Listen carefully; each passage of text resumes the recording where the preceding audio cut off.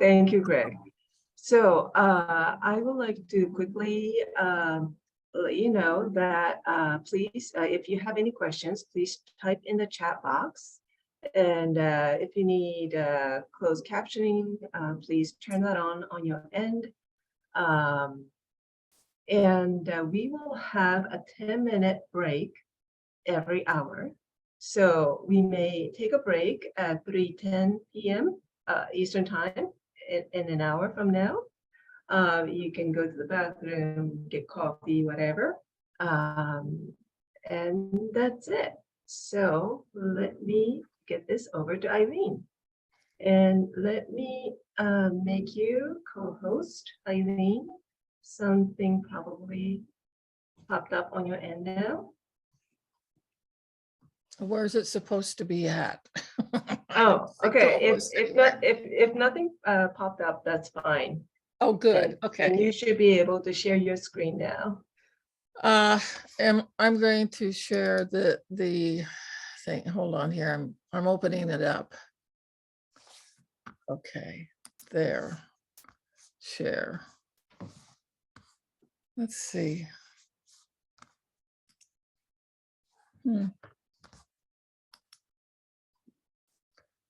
What is going on here? If it's not opening, I do have the file on my end too. Well, all of a sudden I'm back to launch meeting. You can hear me? I don't know. I can hear you. Okay. I don't know what we have Mercury conjunct Uranus today. So why shouldn't there be computer glitches, right? All right. So I'm trying to share screen. Share. Yeah. Yeah. We can see your screen now. Can you? We can see your screen. Well, I don't see anything except back to meeting, join, schedule, or share screen. So I've tried to share screen. No, you have shared screen. We can see your screen.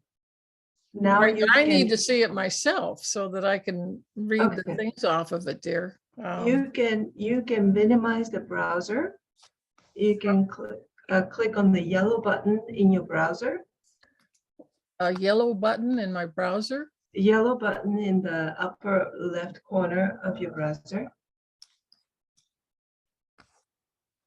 I don't have a yellow button I have Zoom US. Yeah. See, do you see the yellow button now? No. Okay. Come on. Yeah, do you see? Why don't we do it from your end? Okay. So let's do that. Let me unshare. I would say stop share. There you are. You're back. Yeah. I just can't find my PowerPoint. No worries. Okay, so let me open the file on my end first before I share my screen. Hang on.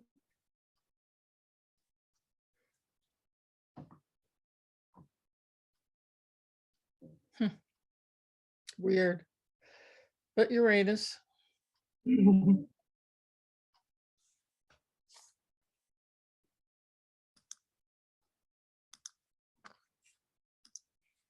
Oh, here. Well, here's the thing, but it's not with the share. So I'm going to close this.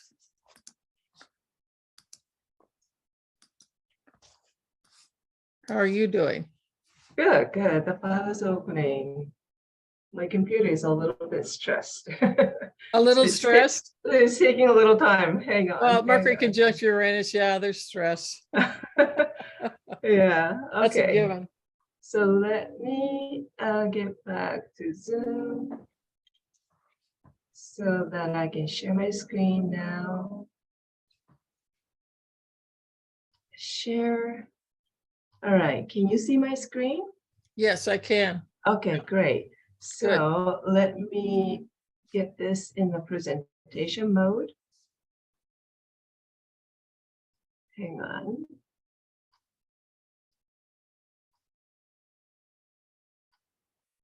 Okay.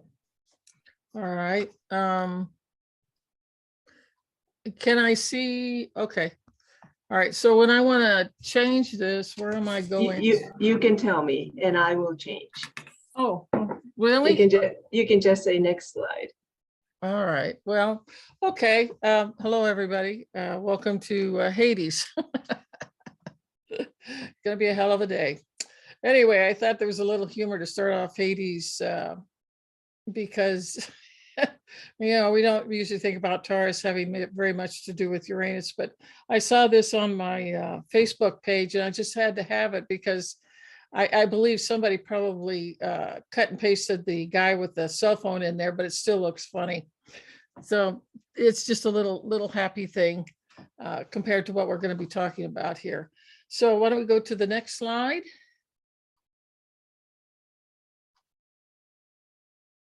Hang on one sec. Okay.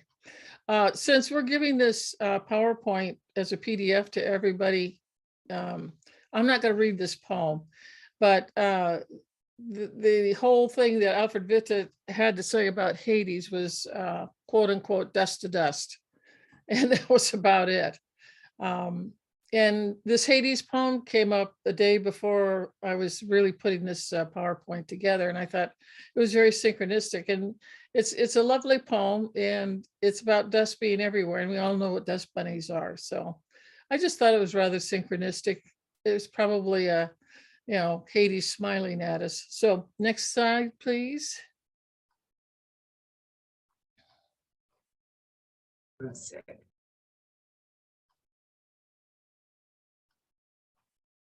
Can you see it? Okay. So this is copyrighted to me, Eileen Nauman, 2023. And this is for the folks at the Uranian Society, of which I am a member now. And I'm going to give you some information that some of it is very ancient history to present history. And I'm going to probably in the next 2 or 3 slides give you some personal things that I know about or believe that happened. And basically, you don't have to believe any of it, but this you do. Hades, before the patriarchy came in the Bronze Age, and we're going to archaeology now. Before that, we had the Neolithic age, all the way back to the cave people. That could be 100,000 years or more.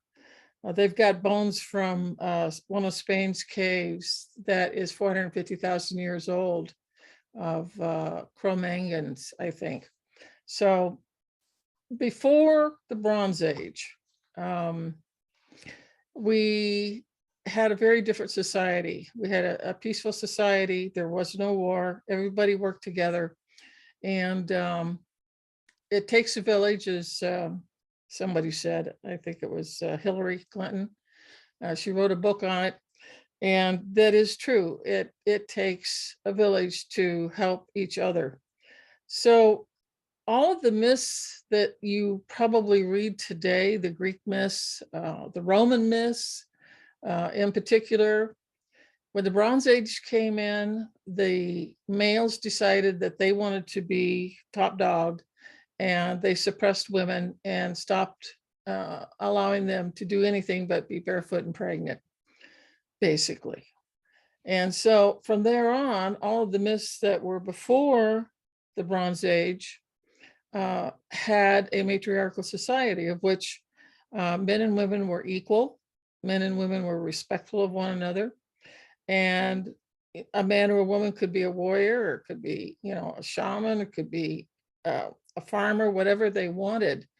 And there was nothing but leadership through cooperation of everyone else. And that is a really basic fingernail sketch of what the matriarchy was like.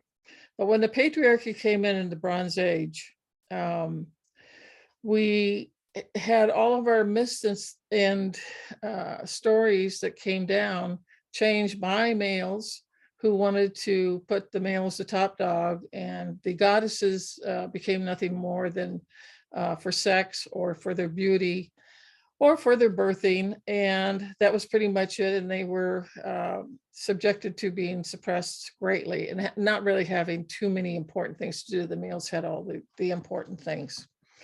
So the reason why I bring this up is that Hades was not known as Hades before the Bronze Age.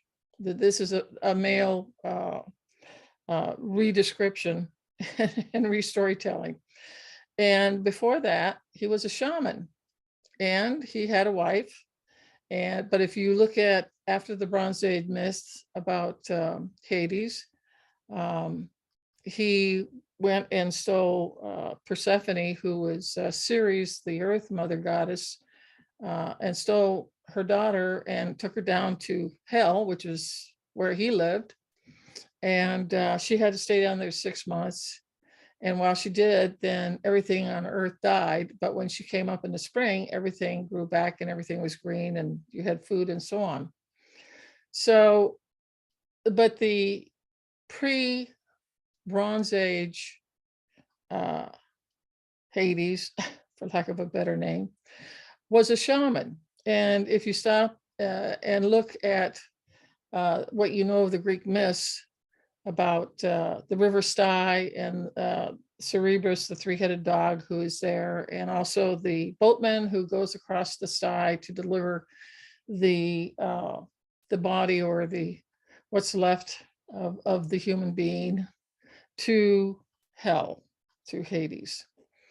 And so the patriarchy has done a really good job of distorting the truth tremendously.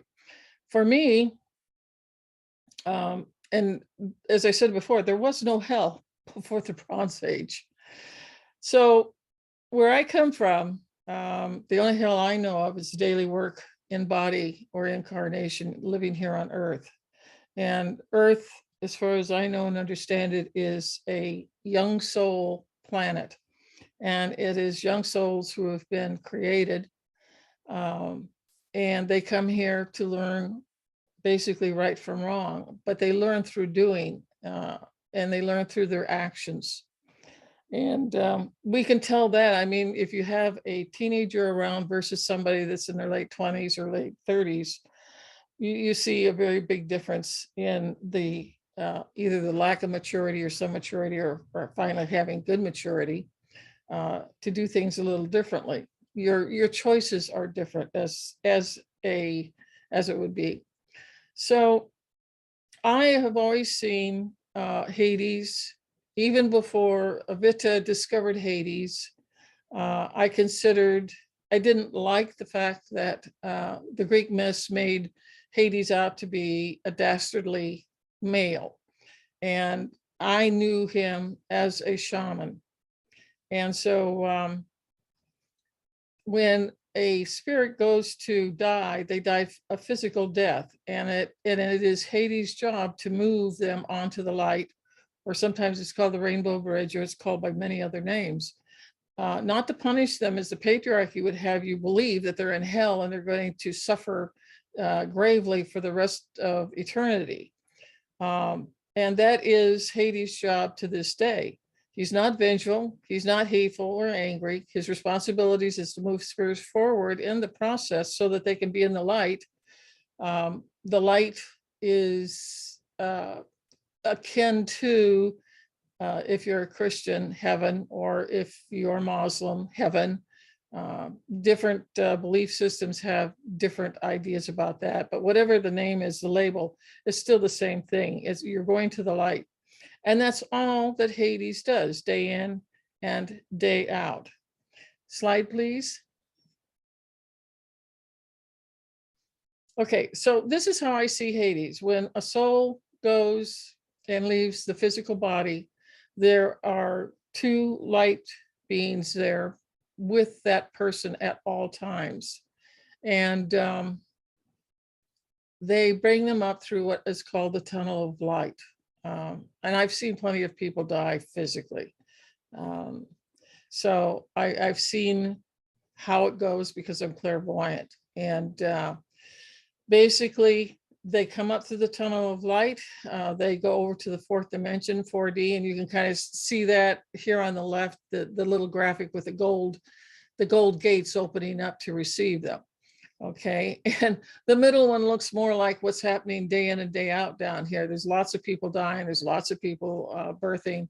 And these are just people going to the light. And some people, the graphic on your right, they call it a door, or they call it a tunnel. And so once they go there, they're going to be meeting some of their master teachers or a master guide that's going to be taking them through different schools and things like that. Now, as an aside, as a shaman, I've been doing this work half my life. We see, especially when I go to sleep at night, I like to really shut down everything, because if I don't, then as soon as I leave my body, which the astral body leaves your physical body, and that's your emotional body, and it's tied to a silver cord between itself and your solar plexus area. And your astral body goes and it either just floats around the room doing not much of anything, or some of the more mature souls who are incarnation here, they're going and they're either helping people here in 3D, which is the earth, or other places, or they are going to school in 4D and other interdimensional areas to either teach souls that are just coming across, or they are taking higher education themselves when it comes to spiritual things that can help them become a better spirit. Because everything that we do, we are in a duality here. But once you're in your heart, and once you are in spirit, and you have your basic goals in mind as a soul, you want to get through these schools and learn everything you need to learn, to the point to where you no longer have to have earthly incarnations. But there's souls down here who've been here hundreds of times, sometimes 1,000 incarnations. It's not unusual.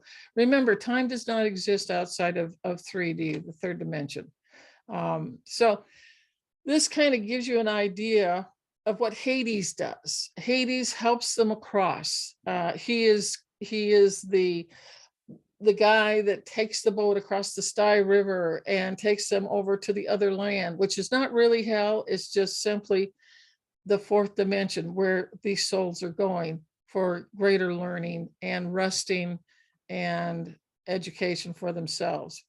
And I particularly liked, I was searching on deposit photos for a nice picture of Hades, and the one that I picked, there's a lot, I see a lot of gentleness and kindness in this, because, all the rest have Hades looking like he's a monster with his pitchfork, and he's gonna, deep fat fry you or something like that. And nothing could be closer to the truth than he is a shaman, but he is a shaman of very, very high spiritual importance.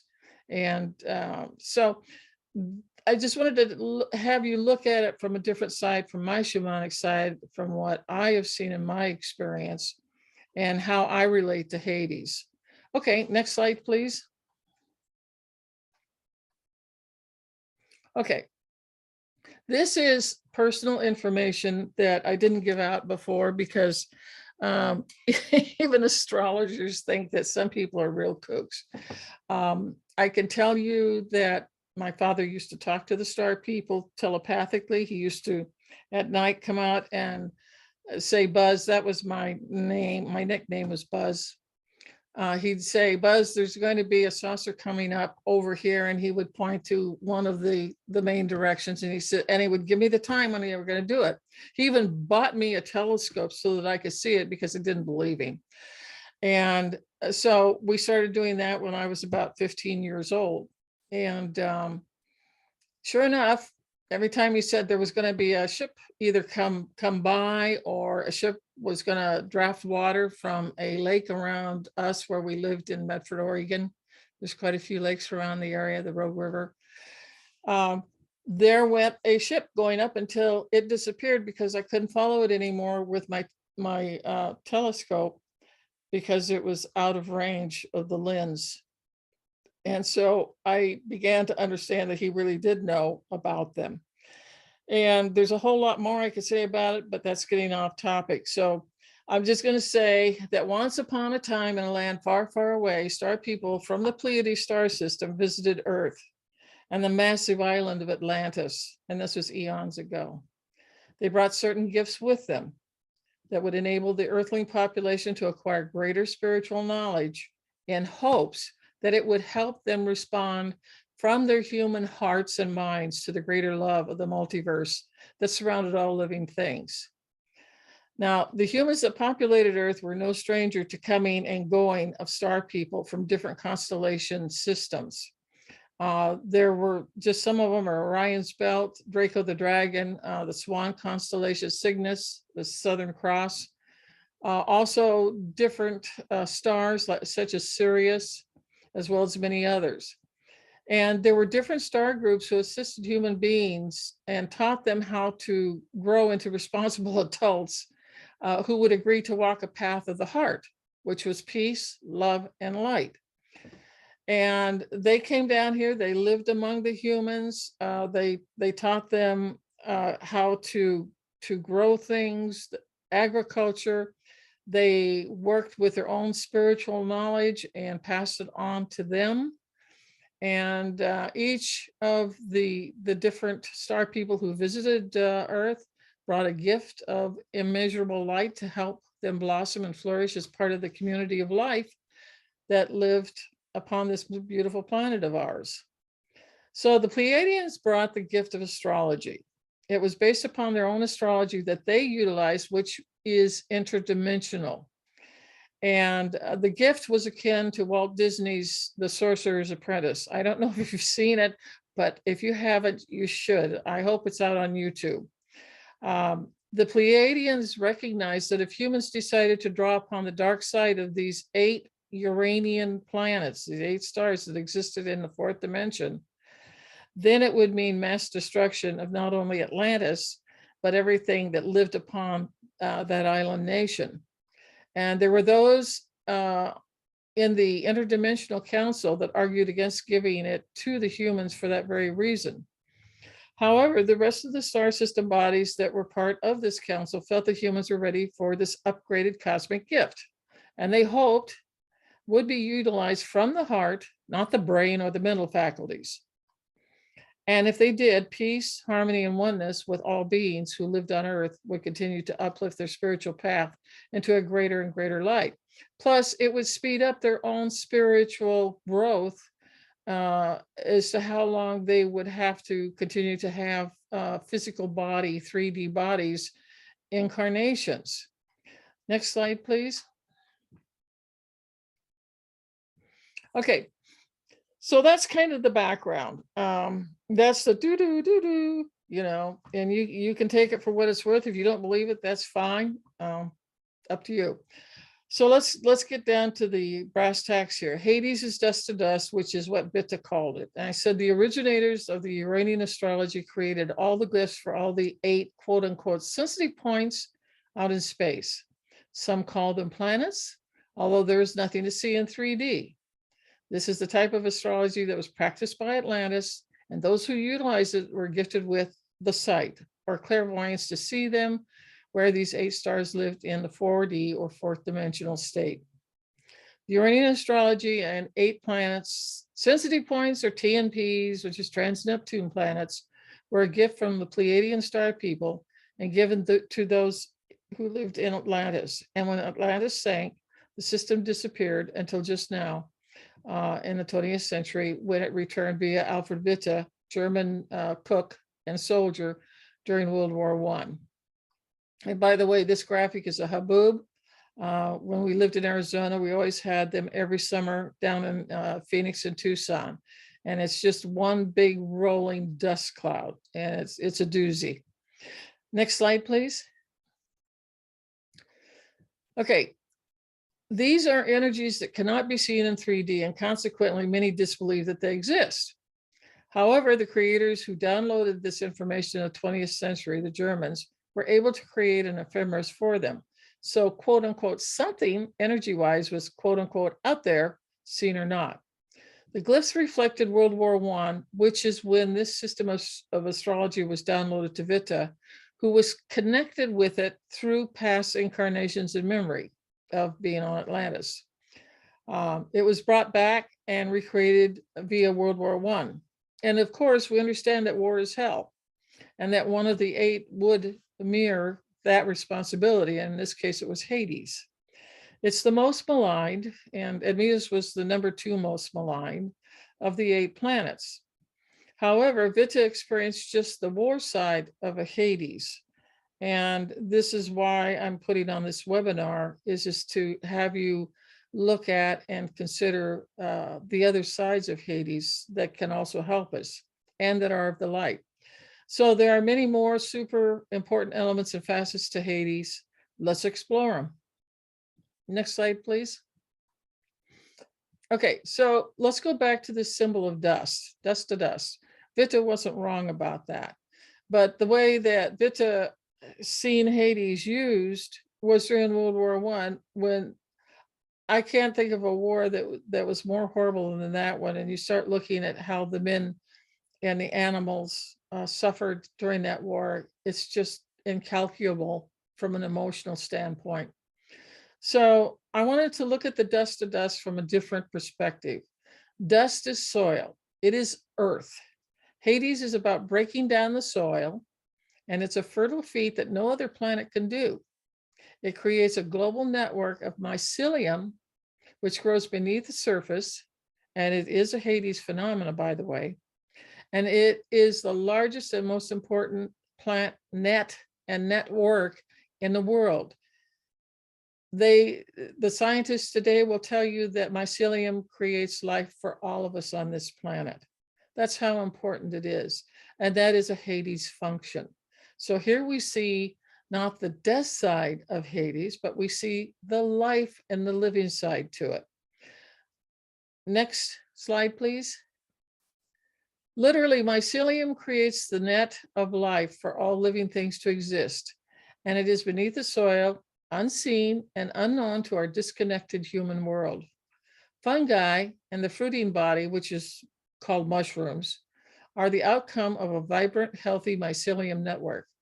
And isn't it interesting and synchronistic that hallucinogenic plants and mushrooms all rely on this net of life that is produced by the energy of Hades.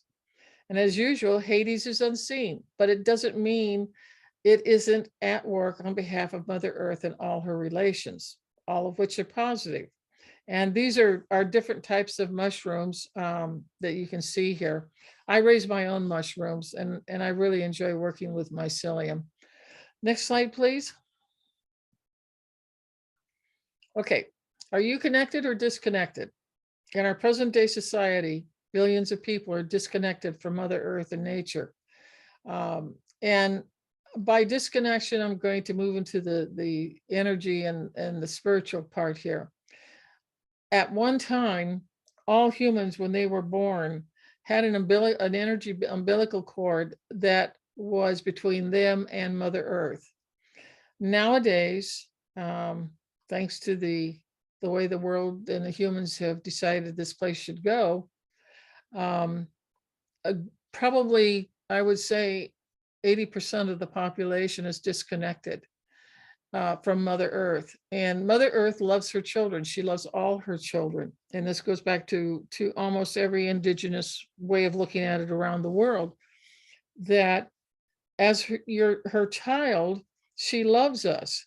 But if we are disconnected from her, what happens? Just psychologically, what happens?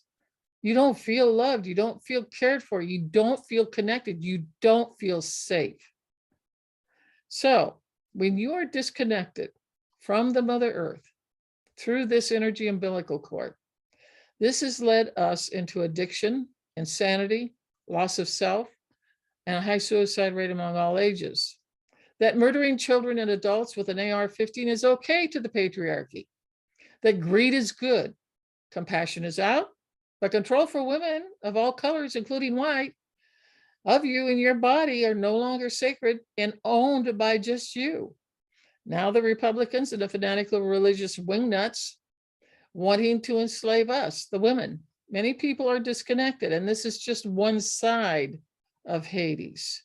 If you are connected, which means you still have that umbilical cord connection, this means that you have an ongoing heart-to-heart, emotional, spiritual tie with Mother Earth and all of nature, that you realize she runs this world, not us humans, that the plant nation, and this includes mycelium here, bring life, survival, kinship, and family. We are one. We all have hearts. We all bleed red, regardless of our skin color, regardless of our religion, and regardless of our gender. And Hades, in the positive, is expressing its light side in this particular way. Next slide, please.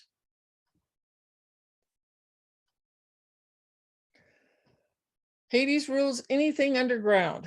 Anything hidden underground is under the rulership of Hades. How about gemstones, natural gas, oil, methane, aquifers, fresh underground pools of water? Any metal is ruled by Hades, whether it's iron, nickel, salt mines, mercury, lead, copper, zinc, gold, silver, palladium, platinum, cadmium, chromium, coal mines, and the list goes on, including mycelium. People who work within the earth or as a miner are Hades people. People who have Hades jobs usually have a very strong Hades in their chart. Biologists, geologists, construction workers, microbiologists, archaeologists, paleontologists, etc., all work with the unseen that is buried and hidden from our sight. That is how something to do with that has something to do with our ancient or recent past. Now, psychologically, Hades rules our own underworld, our own inner hell, if you believe in hell. I like to see our underworld as maybe another word for this would be our subconscious. I'm sure Jung is turning over in his grave. But just because it's covered up and we are unconscious about it doesn't mean it isn't there and that it isn't affecting our daily lives. Get a good Admitos therapist who can bring that particular seed to light. Next slide, please. Doing this and making this announcement when he was writing. You know, House Republicans right now are looking for an illegal Biden bribery scandal. I'm looking at one. That's what this is. Hello? Sorry about that, Eileen. I was admitting new people in, so I just unmuted. I just muted those people. Oh, so they're not listening, they're talking among themselves? No, they just joined, so they probably have some background noise going on. Okay, Yeah, all right. so please continue.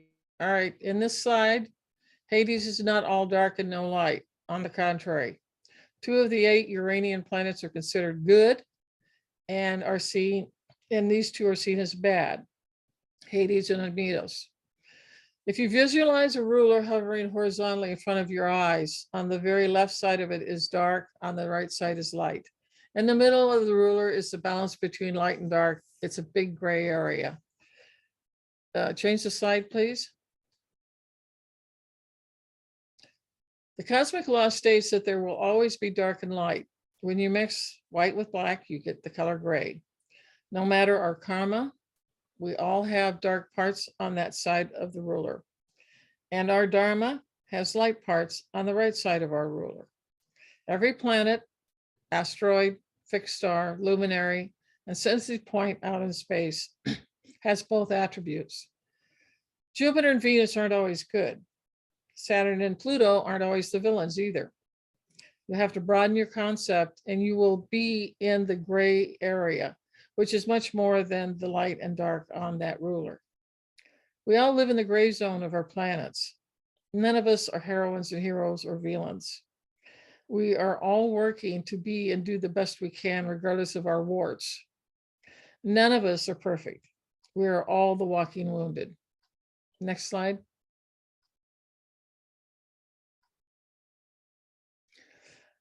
Okay, here's the walking wounded. These are little graphics, and this is all of us. I think maybe we can all identify with the first two, maybe not a bear trap, but there's traps set for us that we walk into and we don't see too. Next slide. Okay, the Hades symbol meaning. It is a waning half moon form with a cross of matter contained in it. The cross of matter, which means we operate solely out of our emotions, which can manifest all things into our 3D world. The half moon is in the waning phase, which means we are in an incarnation where we are completing something we've been working for many past lives, more than likely. An example is to understand you should not kill another person. We are in metaphysical grade school here, completing an evolution phase of our souls.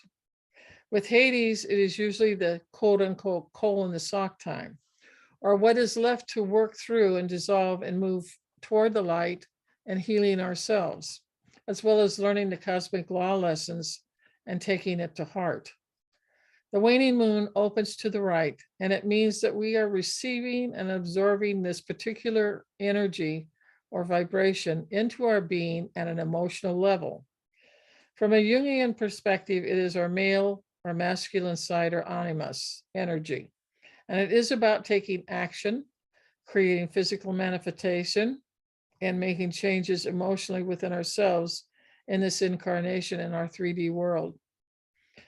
In other words, a lot of emotional hard work is tackled within ourselves to make these changes so that we become a better person, spiritually speaking, in some way, shape, or form in this lifetime. You have taken on an issue or a wound or a reality to work through it. This is the most important work anyone in a 3D human body can undertake. This is how we learn as a soul. Next slide.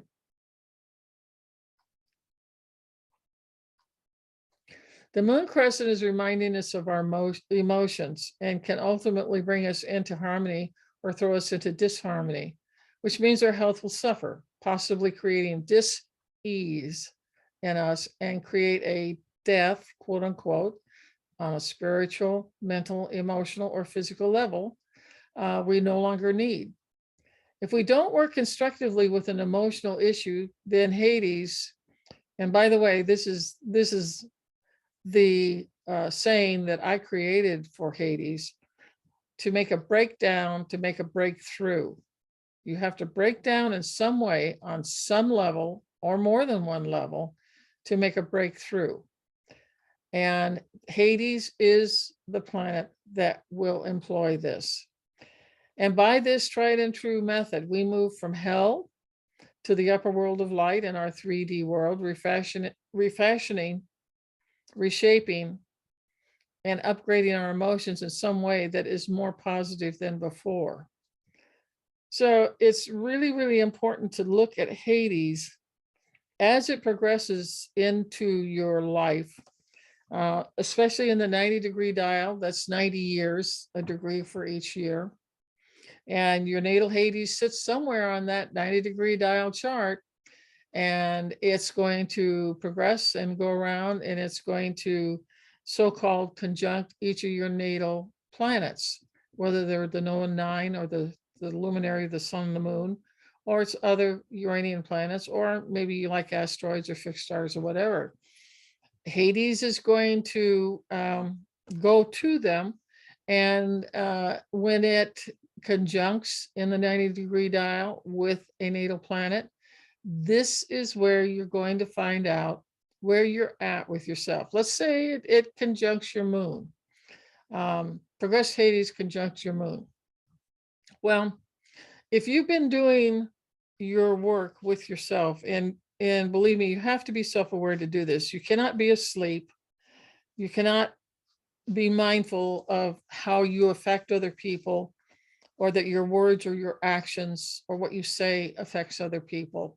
Someone who's self-aware is always on top of that and is always watching, is going, why did I say that? I shouldn't have said that. I should have said this instead. But very often people who are asleep have really overly large egos that are very fragile. And so if if that person has progressed Hades conjunct their moon, then there probably is going to be a tremendous breakdown to make a breakthrough.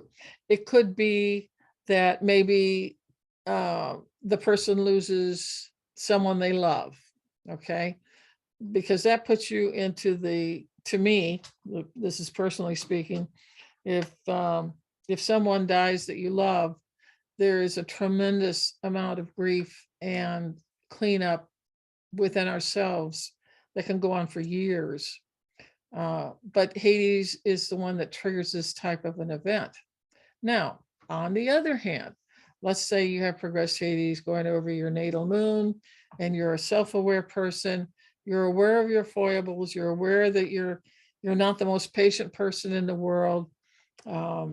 You're aware that sometimes you speak before thinking, and you should really sit back and think before you do say something.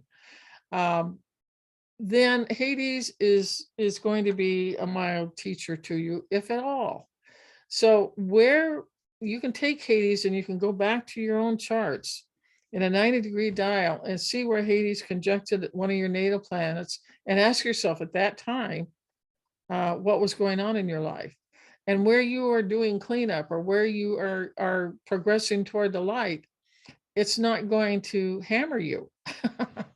On the other hand, and I'm assuming that everybody that's in the Uranian Society is very self-aware. But the people out on the street, where I live here, I live in a red area. And they're very narrow and very limited. There's no self-awareness here at all. And so I see things go on, and when Hades comes along, it hammers them and it breaks them down. And by getting broken down, it shatters your reality in some way, shape, or form. And when it does that, then you only have pieces to look at, and you're wondering, can I cobble it back together again or not? And with Hades, you can't. Hades is where the buck stops. And that's why in some cases, Hades can literally, to that person, that individual who is having that progression over that particular planet, or their midheaven, or their ascendant, or their Chiron, or whatever, is going to feel like they literally are in hell. And I can give you another example of this, a personal one. Back in 2021, or was it 2020? December 18th, I think 2020, I had an interesting thing happen to my heart. Now I'm an EMT, and I've been very well trained up in all the symptoms to what it might be, and then how to get that person still breathing and alive to the ER so that the doctors can take over. That's what an EMT's job is. And I had a warm pinging feeling in my heart.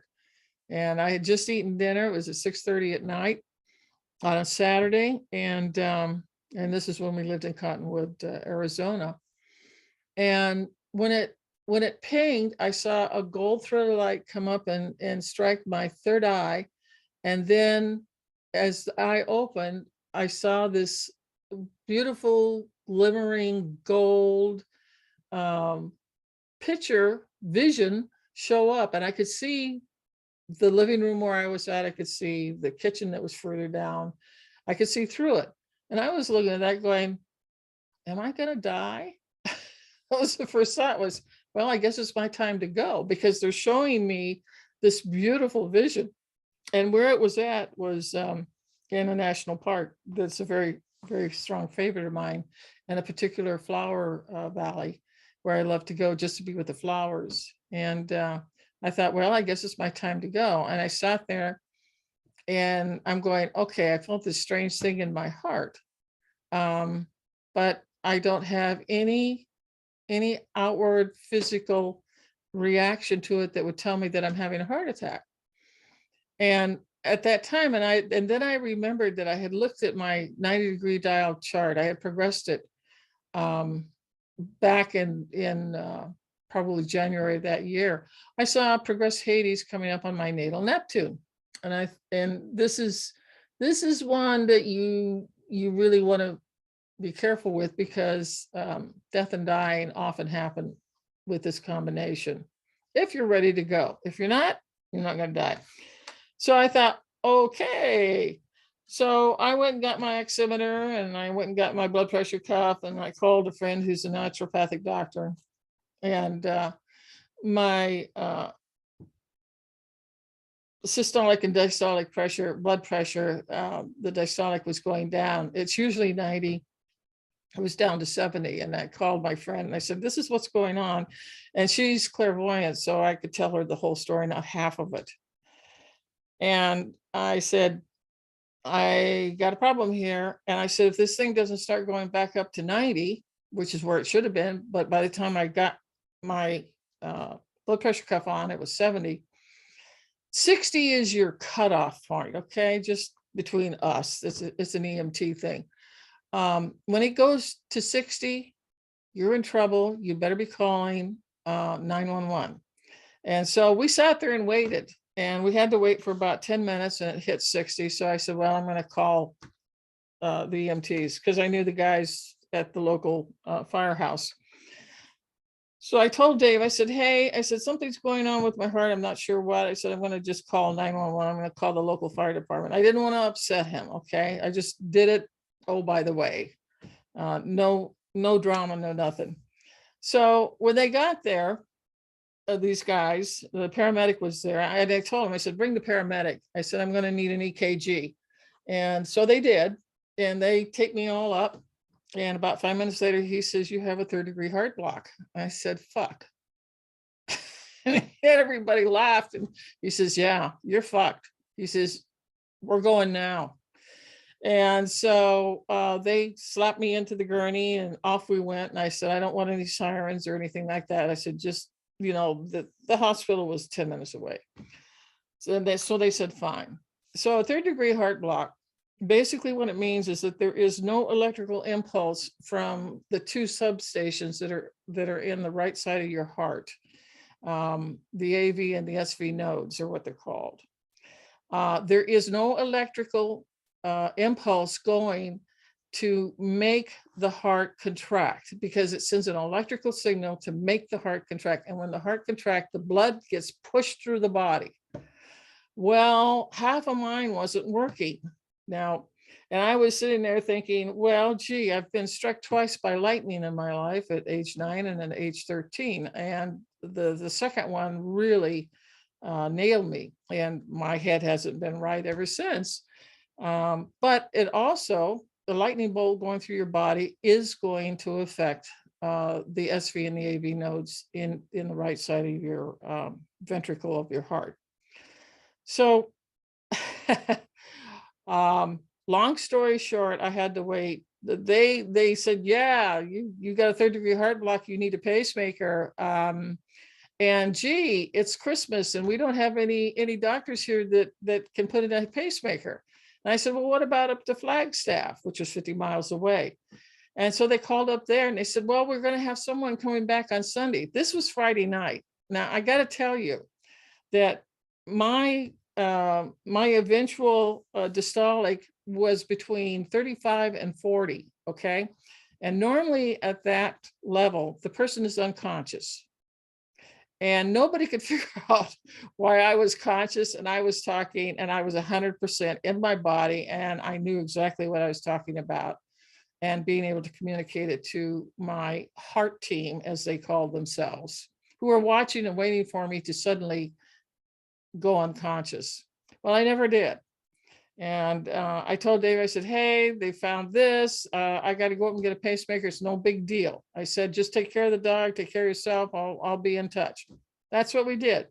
They got me up to Flag on Friday night, and Sunday morning at 10 o'clock, we went into pre-op. And the guy that came, he was a really good looking Italian young man. I mean, he was 45, okay, and I was in my early 70s, so you understand what I'm saying here. And he came to the foot of the gurney, and there's about 10 other people in the pre-op curtain area with me. And I said, who are you? And he says, well, I'm the doctor. I'm the one that's going to put in the pacemaker. And I said, oh, okay, that's great. I said, how many do you put in every month? And he looked at me and I said, I'm an EMT. I said, tell me how often you implant that, because you're a vascular surgeon. You're not the type of person that usually puts a pacemaker into somebody. I said, that's cardiologists of a different sort. And he kind of smiled. He says, well, I put in about five a month. He says, is that all right? I said, well, I don't have a real choice in this. 5 is better than none. And he says, okay. So off we went. They put me on the little wooden cross in the operation room. And they got me all ready. And I told them I wanted the shot. I did not want to be intubated. They better not intubate me at all, or I'll come back and haunt them. And I meant it. And believe me, the anesthesiologist understood that. Since everybody knew I was an EMT, they just were not going to argue with me. So they gave me the shot. I knocked out, and I had asked the vascular surgeon, I said, how long is this going to take? And he says, 45 minutes. I said, oh, good. All right, great. Well, let's go. So I went unconscious. And the next time I woke up, I kind of looked around, and the head surgery nurse came in, and she leaned down and she cupped her hand over my left ear. And she said, Eileen, she said, your heart stopped beating for 3 minutes on the table. And I went, what? I looked at her and I says, you gotta fucking be kidding me. And she says, no, you flatlined for 3 minutes. And she said, there was nothing we could do about it, because the vascular surgeon was screwing in the second screw into your heart muscle. And we couldn't intubate you. We couldn't give you CPR, nothing. And the vascular surgeon, he said, don't touch her. I'll have this done in 3 minutes. And we also had the tech there with the monitor stuff for the pacemaker, waiting. And so that's what happened. After 3 minutes, he got it screwed in, and they fired it up, and my little heart just, bounced right back, and it started beating fine, no problem. Blood pressure was normal. Hey, Fat City. So I looked at the nurse and I said, I'll be damned. And she says, yeah, she said, everybody, and there was like 10 people in that particular surgery, okay, who were doing different things. And they all, she said, you won't believe this, but she said, we all gave this gasp. We went, oh, like this, when you stop breathing, the heart stopped. And I said, well, the heart didn't like being screwed like that. I said, it's a living being too. And she says, I guess, and her eyes are like headlights. So I got it. I was in ICU for 3 days, went home. I've been fine ever since. And it got me to thinking about the progressed Hades on my Neptune. Now, Neptune is definitely one of the planets where you can, flatline and you can leave. Okay. And I remember being pissed on the way home, thinking, haven't I done enough? I've completed my mission. I should have some downtime, but I'm ready to leave. Why do you want me to stay here? And I was really, really giving my chief guide a whole ration of shit. And I am not kidding you. Because I was ready to go. I did everything that I came in to do. And that was that. But in this case, the Hades, came over Neptune and said, yeah, you got to die, but we're going to bring you back to life. And it's an initiation. And then I thought, well, that's a hell of a way to do an initiation, but it really isn't, because a lot of people who flatline during operations or flatline wherever and come back to life, it's like a rebirth. And it was for me too. And it helped me as I got further and further away from it, a couple of years. I saw the beauty of it, and actually it was a blessing. That's that Neptune, that spirit, and Hades wasn't taking me away or making my life miserable. it was actually helping. And probably my chief guide said, look, we knew your heart was going to go because of the lightning. And we had to do something. So this is the best thing to do. I'm going, well, it would have really been nice if you guys had told me up front instead of afterwards. That isn't right. And so again, I have a lot of words with them. But this is what I am saying about Hades. Hades didn't do anything to me, all right, except that I had to flatline for 3 minutes and then come back. And it literally was an initiation, one hell of an initiation. And I did die, but I came back and Neptune was there, and it acted as like a spiritual guide on a large cosmic scale. So that's kind of some stories for you to masticate upon. Okay, next slide. Okay, so the Hades symbol meaning the patriarchal Greek myth of Persephone, Hades myth is being lived out by the individual. One must go through the depths of their own hell. You see, it's not Hades' fault. There is no hell. The only hell is in us. And what hell is our wounds, how we are traumatized, how it affects us and ourselves in an emotional sense.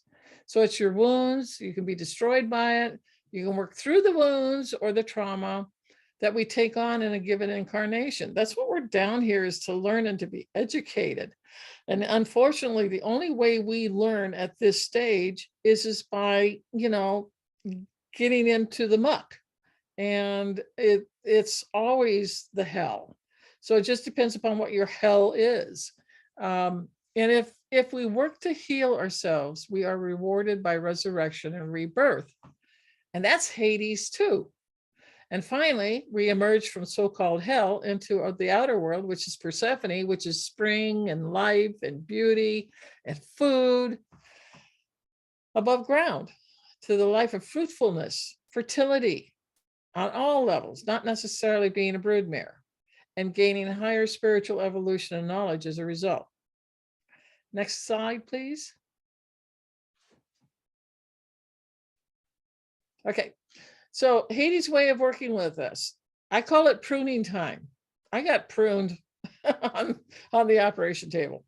So breakdown to make a breakthrough.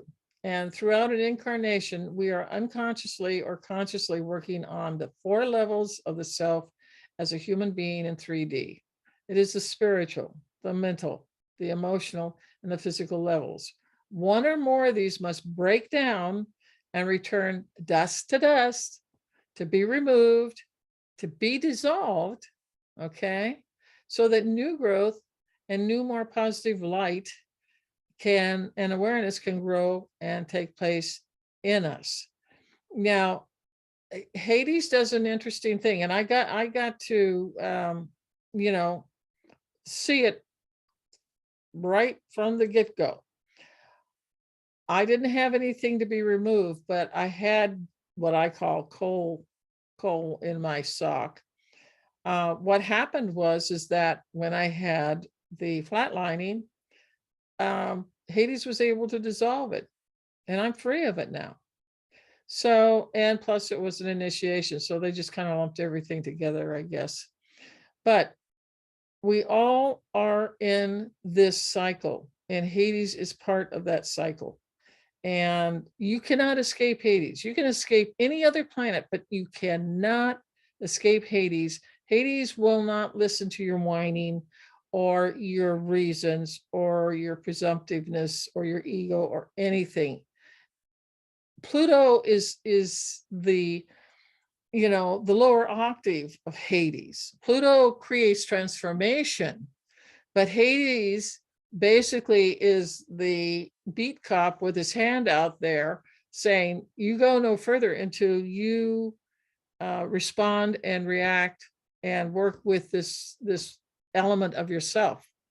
You're going nowhere else until you fix this. And that's when the breakdown to make a breakthrough occurs. And isn't it nice to know that we have the capacity and the choice here that we can do something about it and maybe start working through it in different ways rather than saying, no, I like myself the way I am. I hear a lot of that around where I live.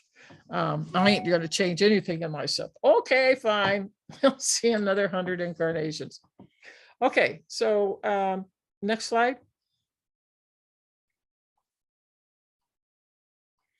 Okay, consider Hades as our own personal cosmic pair of pruning shears. I'm a gardener, so, you know, these things kind of go together. And it is pruning us here and there to support and encourage new, healthful growth. And this is where we work through whatever our issue is, and then Hades will dissolve it.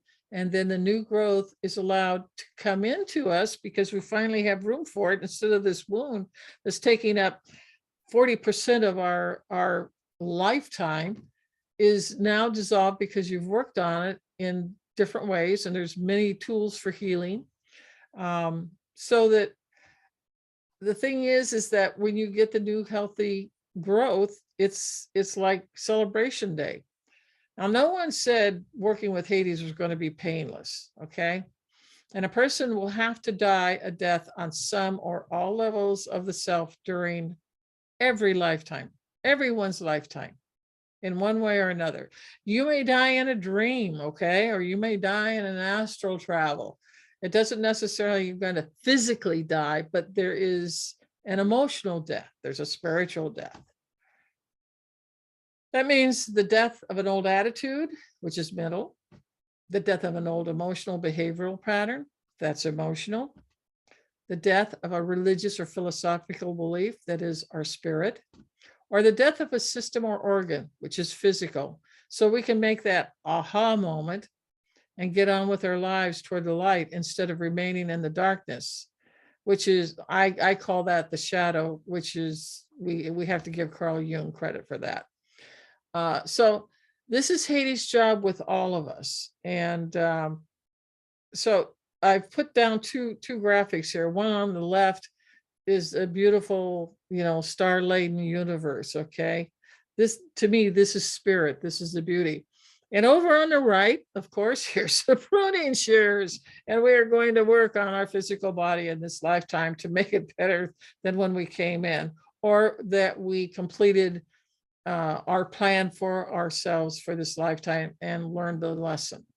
Okay, next slide. Eileen, this may be, can you hear me? Yeah.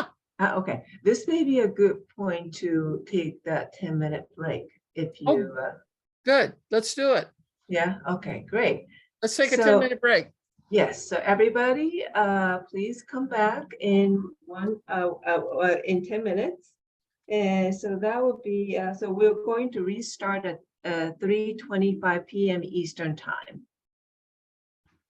So that's 10 minutes from now.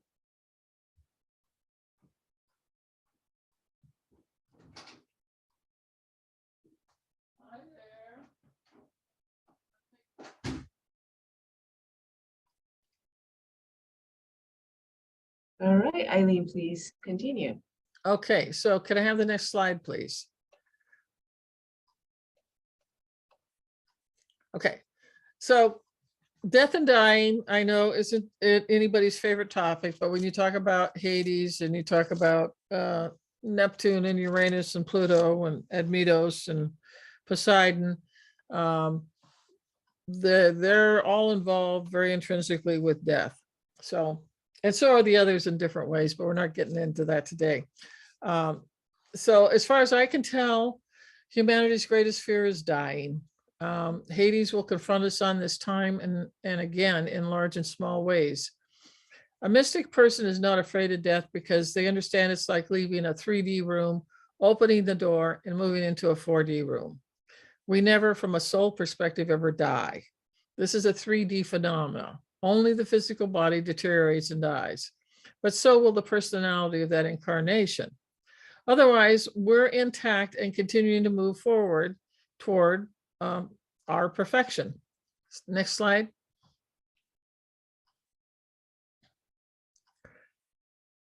We all die over and over again in large and small ways, continuously throughout every incarnation. Hades ends up being our cosmic janitor that has to clean up our emotional mental garbage, i.e. our wounds, and quote unquote, dissolve them or heal them within us so we can get clean and grow and feel and be a better person as a result.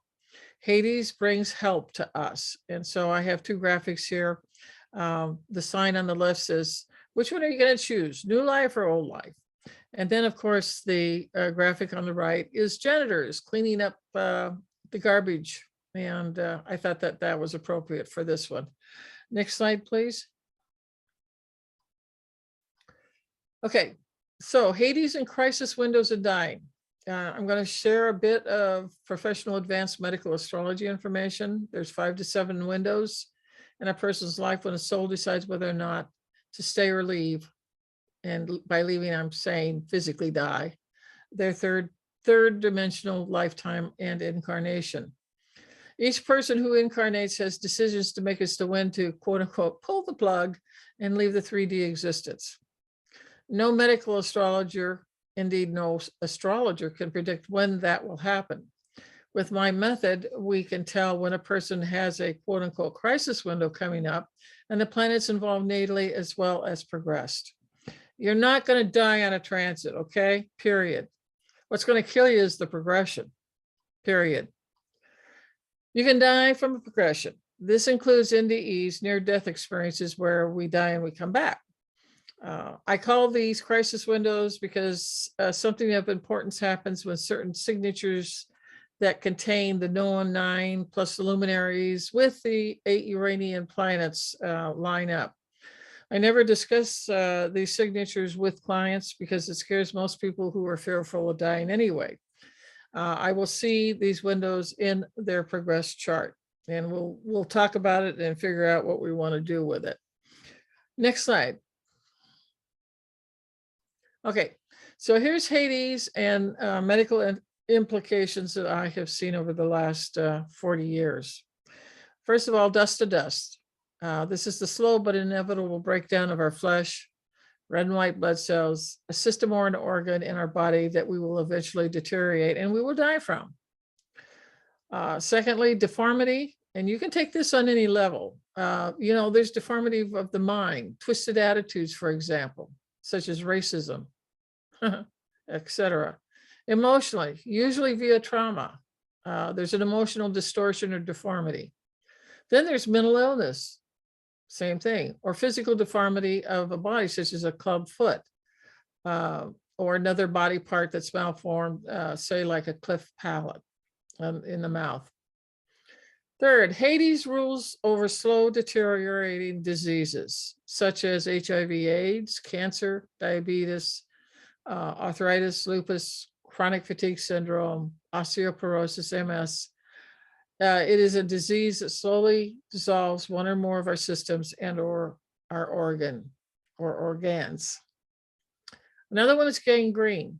This is an example of a loss of an extremity, as in diabetes, or an emotional framework. We cut our emotional circulation to some part of ourselves, and usually that is caused by a trauma, and it dies. And to eventually, so does the physical body die. Diabetes is a clear marker for gangrene and the loss of a limb as an example. Another one is rotting within us, such as blood poisoning, sepsis, septic conditions, cellulitis, gangrene and diabetes, or any other cellular destruction or tissue damage, such as a spider bite. For instance, a brown recluse here in the US creates rotting flesh and sepsis conditions if not quickly treated with antibiotics. Just as a little aside, I've handled brown recluse spider bites with homeopathic remedies, and they've done the same thing, and the person lived to tell about it and didn't lose anything. Then there is the type of medical implication of a slow, gradual onset and decline. It may take years, even a decade, before the disease causes death or is stopped. If the person will empty their own personal garbage, which is trauma, from within them and work through it, spontaneous healing from the disease can and does take place. And so all of these graphics down here is Parkinson's disease, cancer, and Alzheimer's. It all falls under this particular Hades way of dealing with something. Okay, next slide. All right. PTSD symptoms and nightmares. Check for high cortisol levels in the person who is exhibiting these symptoms. And if Chimi would be so kind as to put into the chat box this http://www.functionalmedicine.org, find my physician /index.asp. This is where you can find a functional medicine doctor who can handle high cortisol levels. And when you get PTSD, trust me, it can be from growing up in a family for 18 years that's dysfunctional and you never felt safe. And that too could cause high cortisol levels. What are we doing, Chimi? I'm putting this Oh, URL okay. in the chat box. I could not do it in the presentation mode, it seems like. Okay, So well, hang on bless a your second. heart. Thank you. Hang on. I think that this is a very important one for a lot of people who have trauma. And if you can find a functional medicine doctor, they will test you for high cortisol, and then they have a good, safe medical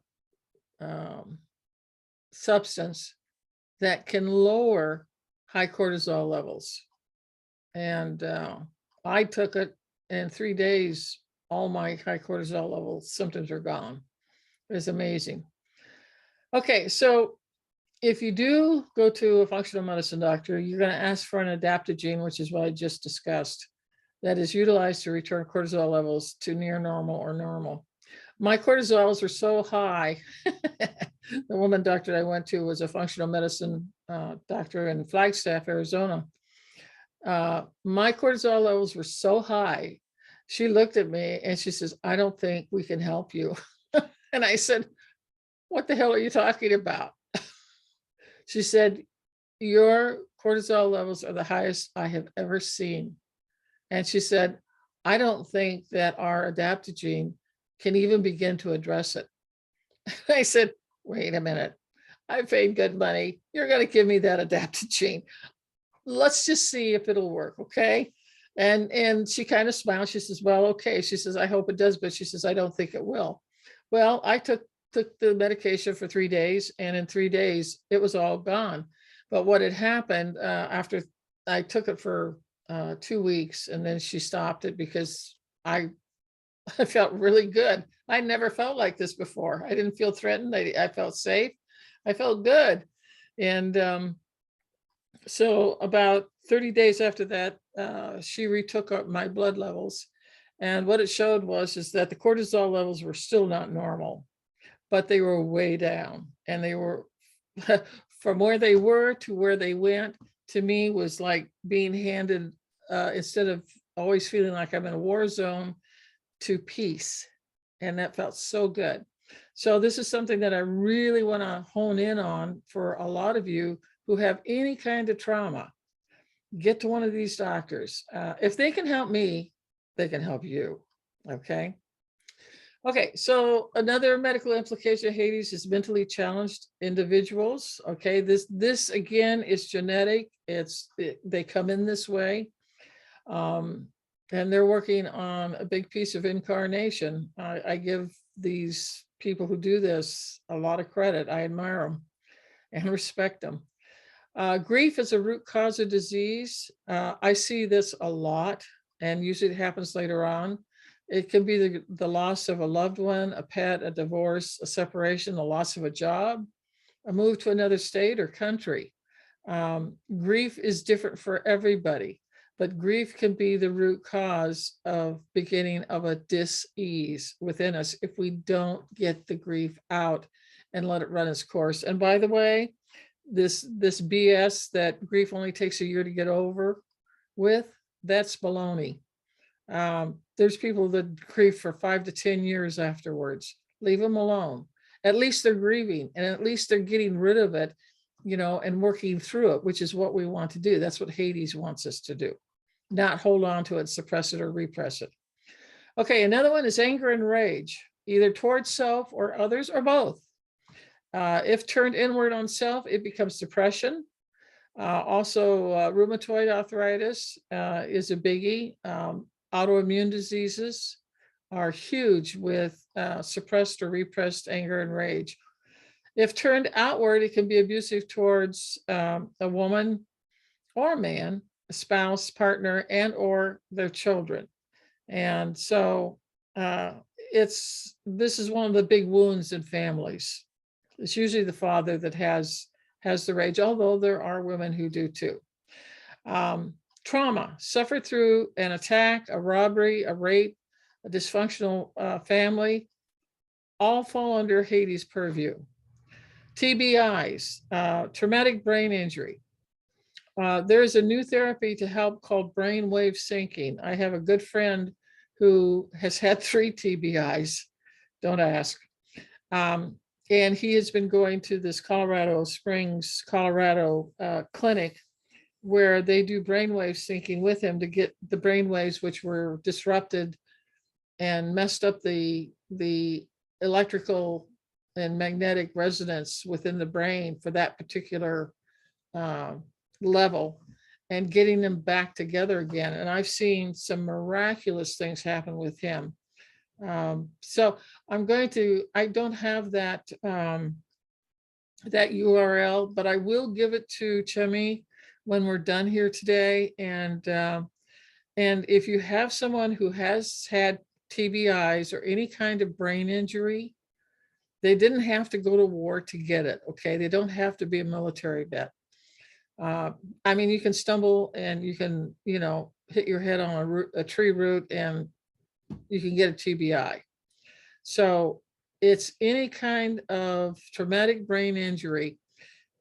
This group of neurosurgeons out in Colorado Springs is doing some of the most miraculous work and healing on TBIs. It just leaves me with my mouth dropped open, because my friend, who's a very close friend of mine, I knew him before when he had the 3 TBIs, and now he's been going to the clinic every couple of months to do a week's worth of brain syncing. And he's made such progress that it's just magnificent. But again, this goes to Hades. This is a Hades thing. It's when, what is the worst things that can happen to you? It's Hades. But then how do we dig ourselves out of it? How do we get right with ourselves? Because once we get right with ourselves, Hades leaves us alone and then gives us the good side. Okay, so another one is depression. And this is depression that is so dark and deep that they spiral into a world of hopelessness, and they stay there. At its worst, it's suicidal. And that's Hades. Another one is sadness, sorrow, or melancholy. And all can stop us from growing, and it's always trauma related. The other thing that I will interject into this is sometimes it is generational. I want to stop and talk about this for just a second, and I hope you give it some purchase. In homeopathy, we realize very quickly that almost every family on this earth has a miasm, and a miasm is a disease that comes through one generation and is carried on to the next generation. And there's a huge, agreement or disagreement about, can DNA, can, the genes turn off or on to cause this issue or to take it away. This is all part of Hades, okay? It's the unseen stuff underground. That's Hades. And so if you have a trauma, okay, of sadness, sorrow, melancholy, and there was nothing that really happened to you, in your lifetime to cause this, then what I want you to ask is, I ask my medical astrology clients, can you tell me about your family, about your mother and father, and about your grandparents? Was there anything back there that was, traumatic?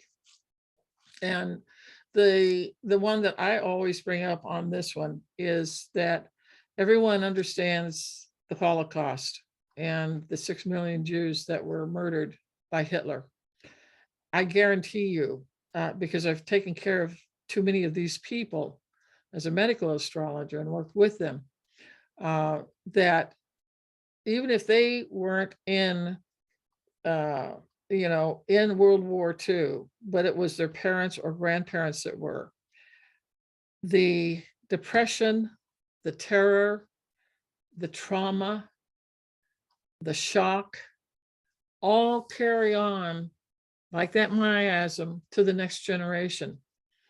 And it keeps going on and on and on down the generations until it is finally worked through by the people who incarnate into that family.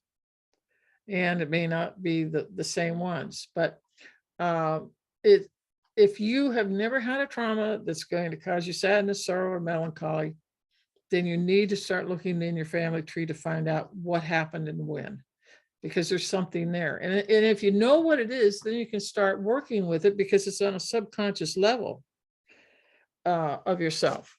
So, we need to get it out, and we need to get it cleaned up.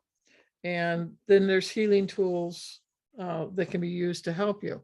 Okay, next slide. Yeah, Eileen, so it looks like I skipped over a couple of slides accidentally, so let me go back. Okay. Okay, All right. yeah, okay, here, okay, yeah, Okay. thank you, Greg, thank you. Yeah, Okay. I cannot see the slide title because it's covered by the Zoom menu.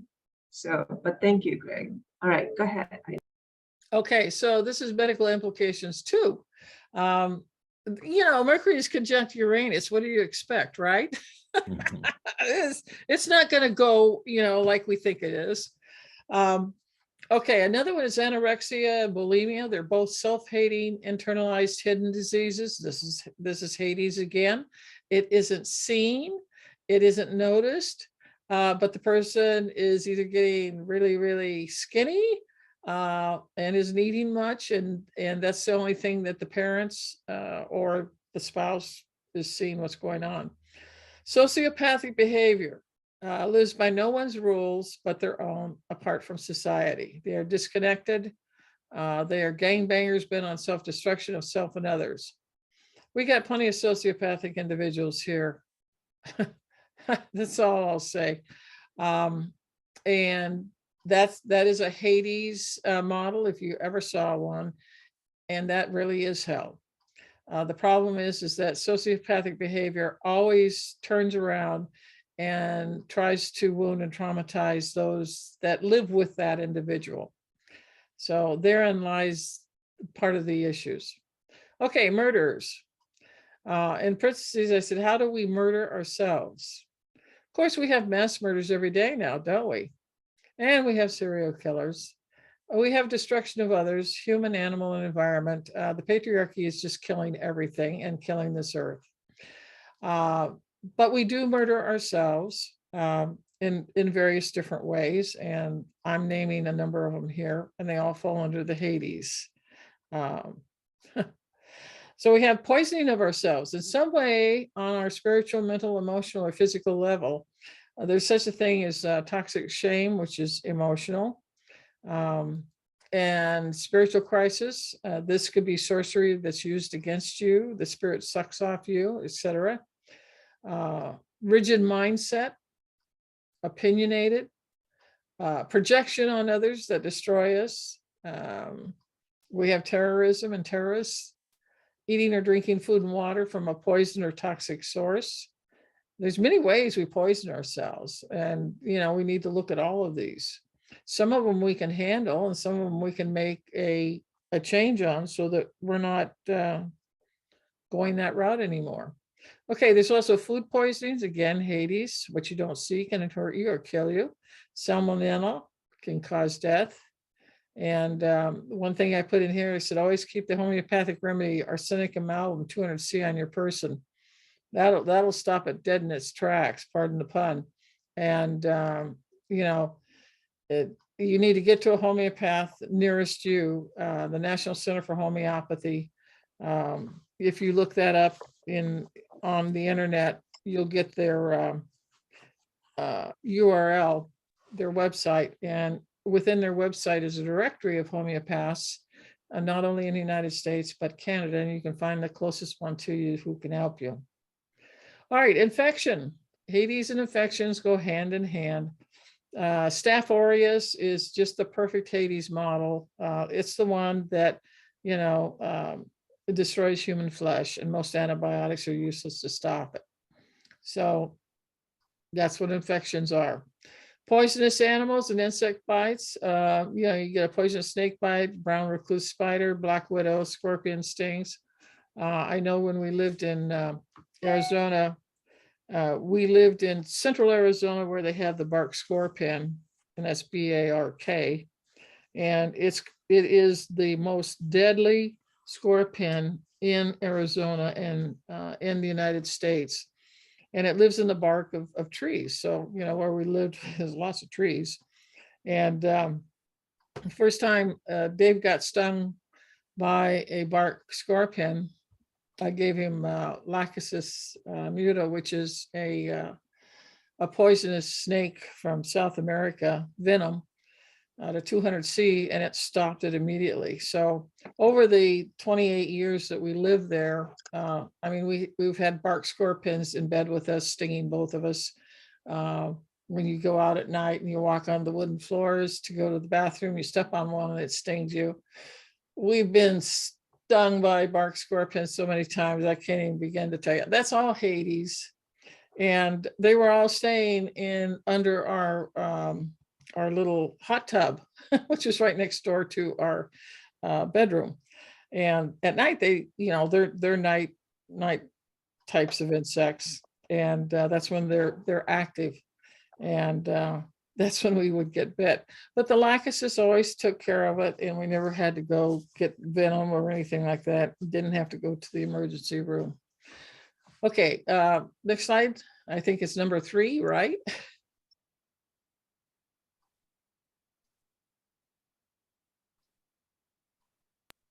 Can you see it? Okay. All right. So bad thoughts and shame, old family condition patterns and tapes we live our life by, murderous thoughts, destructive thoughts, obsessive compulsive behavior, lascivious sexual thoughts, repetitive thoughts, OCD, which is what I just talked about. This is all Hades stuff. Sexual dysfunction is another one, lack of an orgasm, or at the other end, premature ejaculation, unable to function, dislike sex, or wants sex all the time. There could be sexual depravity, prostitution, dislike of the opposite sex. The guys turn into Johns. There's pornography, child porn, forced sex upon an unwilling baby, child, adult, or sex slavery. This is all Hades. Skin diseases like psoriasis, dermatitis, eczema, ulcers, and bed sores. Wounds that do not heal up properly or very slowly. And this can be on a spiritual, mental, emotional, or physical level. It's not necessarily physical. Acute injuries or illness, which have a devastating or long-term effect. For instance, I put in here as an example, Christopher Reeves, the Superman actor, was thrown off his horse, who was supposed to do a jump and didn't, and he breaks his neck, and he was paralyzed from the neck down and eventually died decades later because of it. That's a Hades type of thing. And then there's dis-ease with a root cause of humiliation or shame or loss of self-esteem, loss of a parent, job, or family, country of origin. Think of poor Ukraine right now and all of the people there. Boy. Any shocks to the vital force that are held deep within the person and are not worked on, brought out and up, okay? Because Hades wants us to bring it up and wants us to work through it. Later manifest as a disease. Another one is eating oneself up alive. Some of it is obesity. Fat is a metaphor for protection against the outside world we live in. I know clients who have been raped or have been child incested for years, and they are obese. And so many times I've heard the same thing from them, and that is that they purposely got fat, and that way they look ugly, and that way the father or the relative in the family would stop raping them or incesting them. And so it's a really sad deal, but it's a Hades type of thing. Okay, next slide.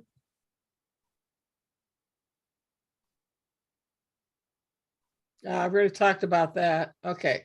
All right, menopause. Oh yeah, menopause. It's the destruction or breakdown of the fertility cycle to the barren menopausal cycle. Now, this is the doctor's medical version of it, okay? The way I look at it is that, you know, women have a womb, they have a uterus, they have ovaries, they have fallopian tubes. And it doesn't matter what age they are always creative. They're never barren. So the medical thing was, of course, proposed by patriarchal males. So what can we expect here? But the menopausal cycle plays very good into Hades because we have to suffer a death so that the other is born.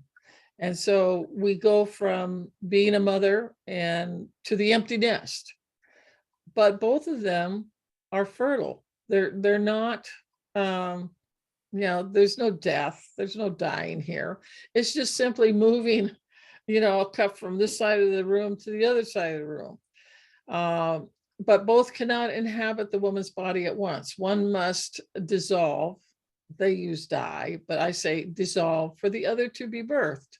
And it's a beautiful example of Hades in a positive manifestation in action. I will give Hades this, that the hot flashes are hell. Bad pun. Okay, phobias, obsessive compulsive, psychotic breaks, acute and chronic, schizophrenia, bipolar, mental diseases, all under Hades. The next is the decay of a system or organ of the body, and decay of the mind, which is Alzheimer's, for example. Psychically drained by a psychic vampire. If a person does this to you consciously, they're a sorcerer.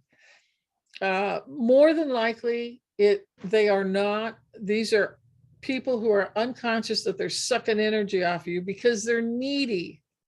They are so barren of love and have suffered so much trauma that they are unconsciously taking energy from anybody's aura that gets close to their own.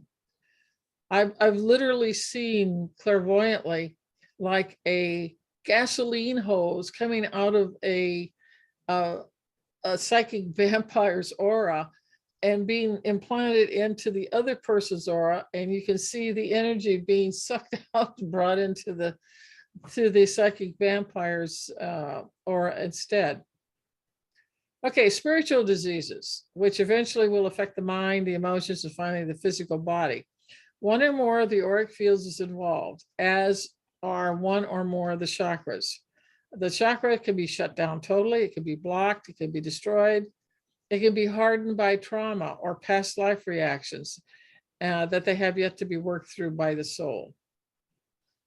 And that's where shamanism comes in. It's of good help in cases like this usually. Okay, victimization, codependence, and playing at being the victim. All of these put us in a highly destructive path with ourselves. The person only knows how to give and not take. That's the other type. They put everyone else ahead of their own needs. So you either got the takers or you have the others that are saying, oh no, it's fine, I don't need anything, everything's all right. Well, that will get you in much trouble as being playing the victim. So the hemorrhage themselves emotionally and psychically until they bleed to death or die. And it's not normally a physical death, but it just digs them a deeper hole that they have to deal with emotionally, either in this incarnation or the next or whatever. Okay, religion as a dis-ease, a satanic kind of group, a prisoner in the group, zealots, religious fanatics, and imprisoned within it, being brainwashed or manipulated, superstitious, and it negatively impacts the person. These are all Hades related areas. Jim Jones, the Kool-Aid murders of over 400 men, women, and children. I think it was in Guyana many years ago, because they believed the world was coming to an end. Boy, is that a Hades moment. Okay, next slide. All right, so Hades is the cosmic janitor to all of us. Death occurs on some level of ourselves and all the time, whether it's spiritual, mental, emotional, or physical. This is necessary to let the old die from the past, antiquity, past lifetime, generationally, miasms, or childhood conditional patterns, so that new and better ways of living with ourselves and our world can grow there instead. Remember, Hades is the pruning shears. It wants to prune all this bad stuff out of us, and it will help us if we help ourselves. Hades won't help somebody that doesn't want to help themselves. That's what you really have to understand about this particular planet. You have to gotta wanna. And if you do, Hades will kick in and will do everything and bring synchronistic people into your life or synchronistic information into your life that's going to help you get out of that and work through it. Hades isn't there to see us just suffer to suffer. It wants us to move. And so many people don't move. It takes them many, many lifetimes to move, but that's up to that particular soul. But Hades has a job to do, and that's to move you along, nudge you along, kick you along, roll you along. It's going to do it. Hades doesn't care if you take lifetimes to deal with this, okay? It's wanting to help you dissolve it, hence the dust to dust symbology, or like the tree being pruned. So in essence, the smart cookie gets it eventually, and in doing so, gradually becomes self-aware. And that means that you're looking at what you said or didn't say, and you should have said it all or remained silent, but listened instead. You are self-checking yourself in all ways. And why would you do that? What's the end run here? It is to create inner harmony and balance within ourselves as we become self-aware. And as we do that, the outer 3D world gets a lot better. And as a result, there's less pain and more joy, less work, more play from a soul's perspective in this incarnation. And eventually, as the young soul cleans up its act as a human in 3D over hundreds, even thousands of lifetimes, in our multiverses, one becomes a mature soul who has had many experiences. And the key here is they've learned from their lessons. They have grown spiritually, and we can thank Hades for that. Next slide. All right. We are all created as a slow. How slow or fast we mature and then move toward the light is up to us. Mature souls have moved into their heart, and they live in love towards self and others. At this point, you are invited to begin mission work here or somewhere else in our multiverse to continue bettering yourself spiritually via learning about love and how it works through us to others. You may well be working on karma at the same time as well. And eventually our soul will choose a path, for example, a service path or an archetypal path to become a demigod or goddess, and work your way up through that spiritual hierarchy tree that suits you. No more physical incarnations, but then there are those among us who agree to come back as bodhisattvas. By definition, it is a soul who could be in nirvana, but delays it out of compassion to save the suffering beings. They will reincarnate as humans and walk among us. They are literally angels without wings. So I've put two graphics down here. One is a compass that says mission. The other is these are the people that are treading through your life. And as you intersect with them, you can help them in some way, shape, or form. And that is Hades also. Next slide. All right, garbage collector for all of us, Hades. Garbage can be seen on many levels, spiritually, mentally, emotionally, or physically. For example, if you eat a lot of garbage foods, such as junk food instead of good, healthy food, such addiction is created by a dysfunctional childhood, and the parents send the not so subtle message that the child is to blame. They aren't, but dysfunctional parents almost always blame the child instead of cleaning up their own internal act and behave and take responsibility for their behavior as an adult. And so it injures the child. This child or children have gotten the message that they feel useless, shamed, humiliated, lack or low self-esteem, deserve nothing better than garbage.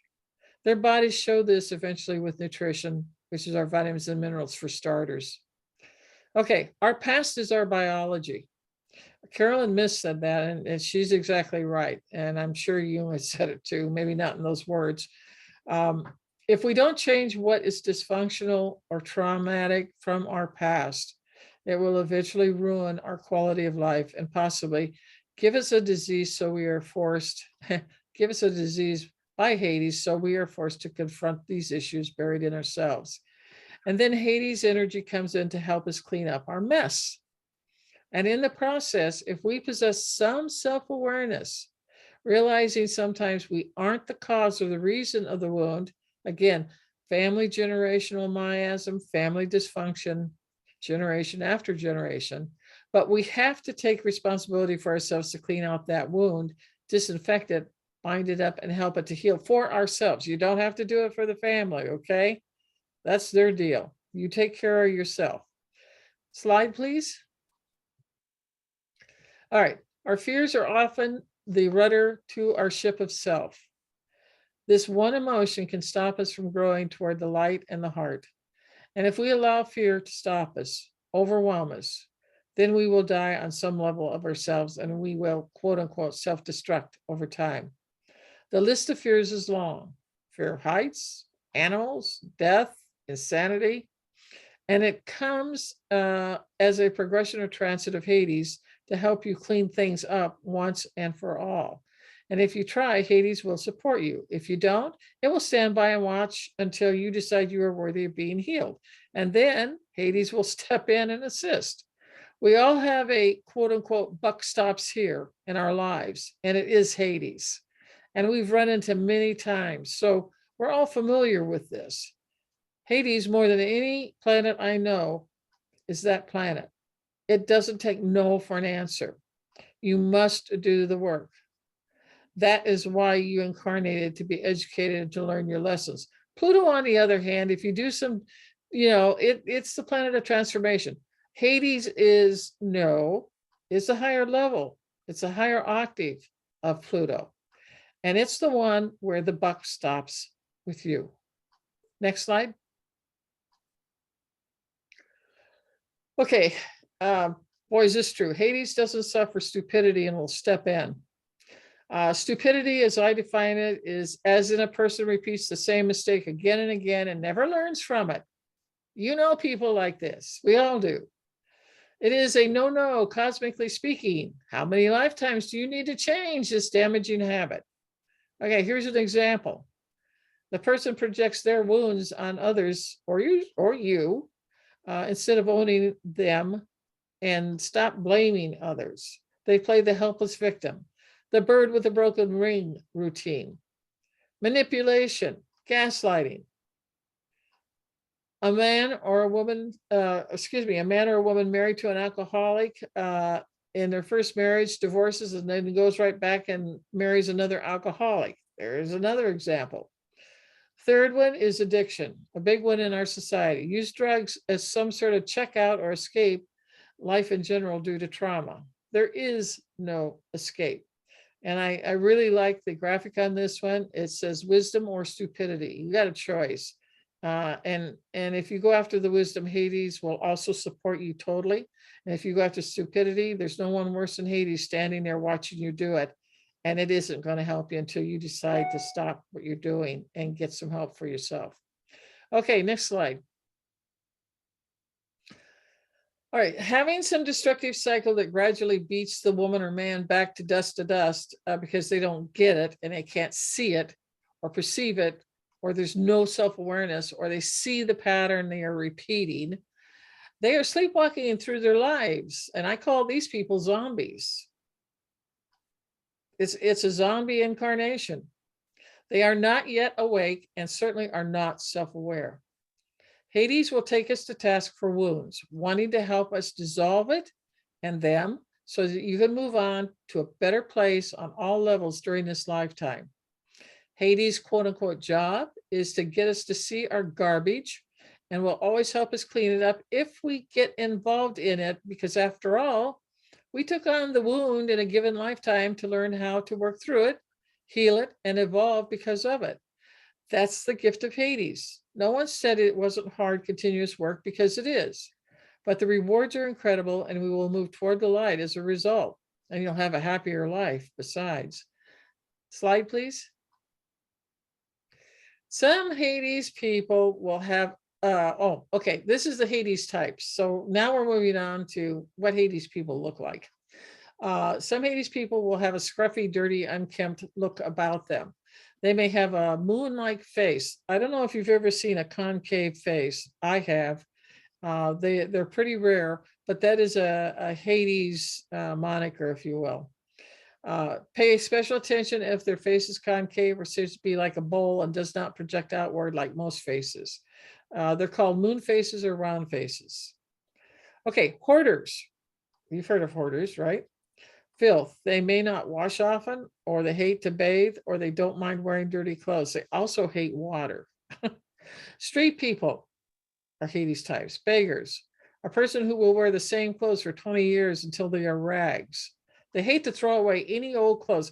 This is one of the biggest signs that Hades is very, very strong in that person's chart. They're still wearing clothes that are 20 years old. And they have to fall off of them. So it's a good one to know who you're dealing with by just watching or looking at them, you know. Okay, the monster within all of us, our worst primal shadow self, which is Jung. It must be integrated and not held apart from us, or it will, quote unquote, eat us alive. Yep, sure will. Slide, please. Okay. Hades is the worst in humanity in many and all forms. Hatred of the self, self-loathing, self-hatred, all Hades. Mutilation, self-mutilation, mutilation of animals or of human beings, all Hades. Bad thoughts, old family condition patterns and tapes we live our life by. Murderous thoughts, destructive thoughts, obsessive compulsive behavior, lascivious sexual thoughts, repetitive thoughts, all Hades. OCD, obsessive compulsive disorders, murders, talked a lot about that, whether we murder ourselves or we murder other things, human, animal, or the environment. Okay, next slide.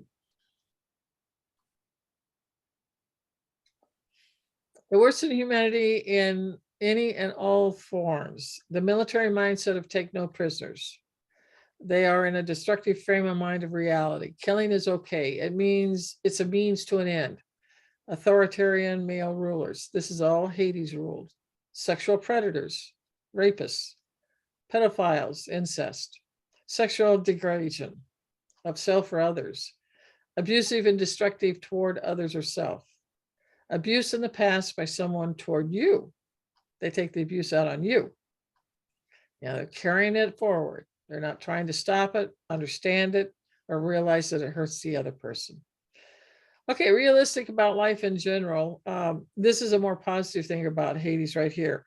They're realistic about life in general. They're not idealistic at all. Depending upon where they are on that ruler scale, they may be somewhat pessimistic. They can be brutally realistic.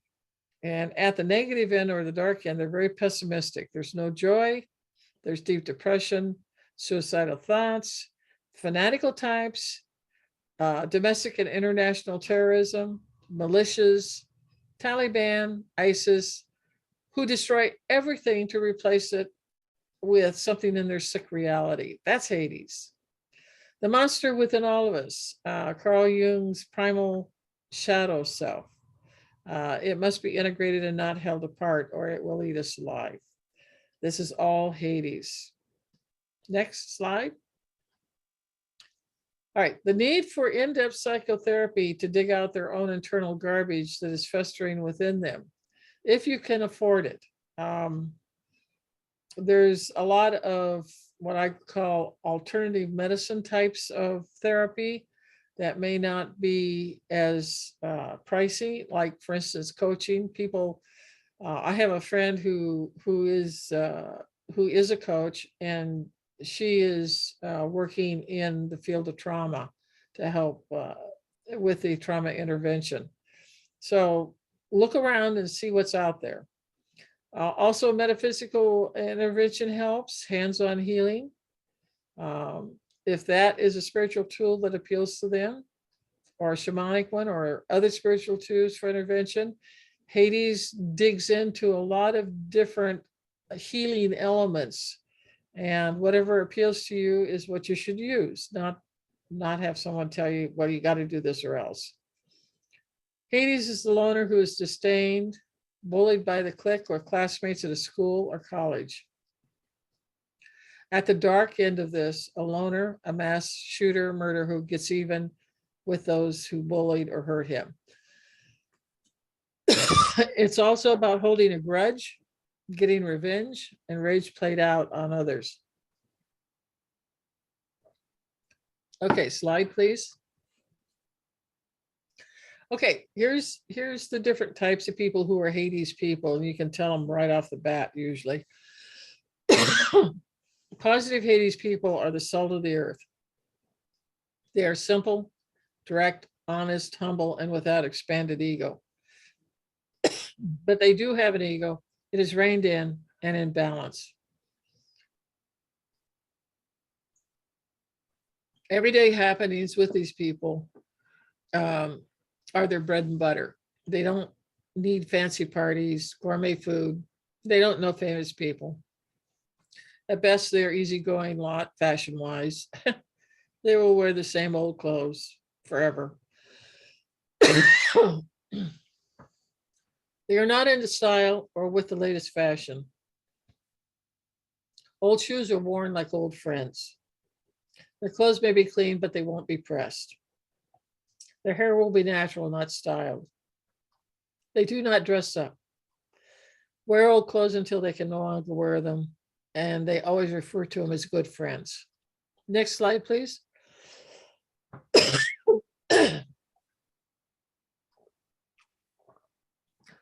Hades people usually have the less desirable or detective-like careers and jobs in life. And so here's some of the jobs you'll find Hades people in.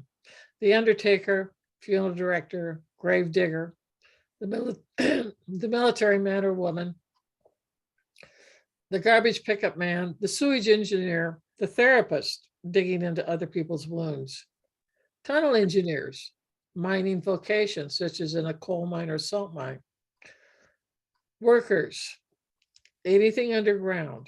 And because of their love of ancient history, they may be also involved as a career in archaeology, history, teaching it, paleontology, love of dinosaurs, genetic research, DNA, genome projects, research into the past, police detectives, forensics, medical examiners, hunting for shipwrecks and treasure, scientists hunting for a virus, research into bacteria infections. Medical surgeons are Hades types. Doctors, the medical field in general. Nursing, paramedics and EMTs, coal miners or miners of any type around the world working nighttime jobs or sleeping during the day. And the graphics that I have down below, the one on the left is a woman detective. The center one is surgeons doing surgery. And then we have construction, civil engineers on a construction project on the right. The next slide, please. Okay, Hades and Job from the Bible had something in common. Job of the Bible, who suffered endless tragic events, the loss of his crops, the loss of his family, his wife, his animals, but he still keeps faith in God. And because he did, everything was returned to him as a reward. This is the bottom line of Hades at work in our life. Shit happens. We get shit on. We get put into seemingly shitty situations where we feel more like garbage than we're wading through than a human being. Eventually, the cycle of dust to dust dissipates. Afterward, stand by for an incredible gift that you will have worked hard on yourself, maintained and endured, and kept your faith. This is a wonderful metaphor for the positive side of Hades. If we keep our faith, which to me is inner knowing and trust in ourselves, practicing self-awareness, it will eventually work out for us. In downtrodden moments, always remember Job's story. Just hang in there and you'll get through it and you'll come out the other end smelling like a rose. Next slide. Okay, Hades in our ancient history. Looking at our own ancient history to understand ourselves and to change what we no longer need or have outgrown is important. This may also mean that you get your DNA sequence to find out your father isn't your father. Your family tree may be very different from what you were told or believed. And Admetos shares this commonality. What is hidden? A Hades person will go through endless cycles of destruction and renewal, time after time in their lives. It is what it is. It is the fastest way spiritually for ultimate growth. Some souls are born to be turtles, others jackrabbits. But Hades incarnations are chosen by a soul because it is a shortcut to the light. They're willing to undergo the suffering to get there. Utilizing an illness as a form of teaching and spiritual renewal and spiritual involvement. The example I give is Stephen Hawking, the brilliant quantum physicist and scientist. He was strapped into a wheelchair all his life, but he had a brilliant mind. That's Hades. May utilize curse words routinely. That's another way you can tell a Hades person. They have a base sense of humor, no puns, no jokes, just appreciation of the basics of life and how it impacts us. They're blunt, they're practical, they're common sensed. Next slide. Hades and the light. Now, these are the nice people who are Hades. They like to work alone or with small, like-minded groups, as in archaeology or paleontology. They do not care for crowds, parties, or huge organizational things. They like to work with others of like-mindedness, and it's almost always a small group. They cherish the earth. They revel in the soil of life, and they understand on a very deep level that they must go through destruction in order to grow and rebirth, like the fable of the phoenix bird, who rose from the ashes of the fire, I put in parentheses hell, only to be more beautiful than before. That is Hades at its finest. The high side of Hades is the green mentality and the effort to see themselves as a team member on Mother Earth. Many environmentalists are Hades people, farmers too, greenhouse people, gardeners, business. Next slide.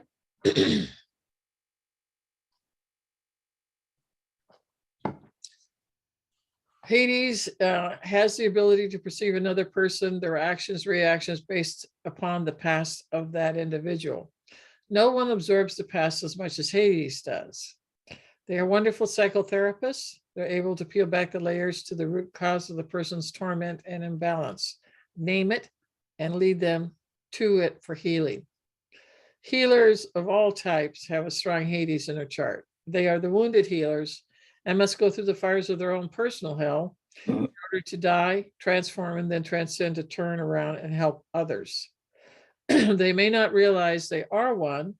They could be a writer who transforms readers that turns out to be healing for him or her, or a grocery store clerk who always has kindness in her or his personality, and each customer is touched, sometimes unconsciously, in a healing way, or a veterinarian technician who works with sick animals and comforts them. There can be healing there, or a school bus driver who is much more than what the children are drawn to him or her about. That is healing. Healing isn't always laying on of hands. It comes in many varied forms and ways, which most never realize. If you're self-aware, you certainly will recognize it. Next slide. Hades people have the ability to dig as deeply as Admetos into their own psyche to come up with the answers they need in order to transform and transcend. This comes directly from soul age and strength. It is an accumulation of hundreds, maybe thousands of lifetimes where it has become strong and resilient through the fires of hell, quote unquote, and Hades' lifetimes more than any other creates strength and endurance. After going through a cycle of dissolving back to dust, they arise like the fabled phoenix bird, more beautiful, knowledgeable, and powerful than before. All of our trials are aimed at one thing: to make positive spiritual progress. In order to do that, we have to be brought down to our knees and learn humility, lose the ego, lose the pride, and everything else that holds us back from true spiritual evolvement. Hades' job is to nurture and feed our spiritual core and improve upon it. Or you can become a proverbial quote unquote dust bunny for hundreds or thousands of years instead. As always, the choice is yours. But if you, as a soul, set your heart on living and becoming spiritual, then you couldn't ask for a better teacher than Hades, for it is the vault to all your incarnations, the keeper of that information. The tools you have refined and can be utilized for higher consciousness training. They have an ability to dig deeply as Admetos into their own psyche to come up with the answers that they need in order to transform and transcend. Next slide. So Eileen, it's been an hour. Would you like to take a break, or you want to keep going? How many more of the slides do we have? Let's see. One sec. Oh, it looks like I need to stop sharing in order to see how many. Hang on. Well, if it's 5 or 6, that, you know, I can keep going. But if it's more than that, then let's take a break. Okay, hang on.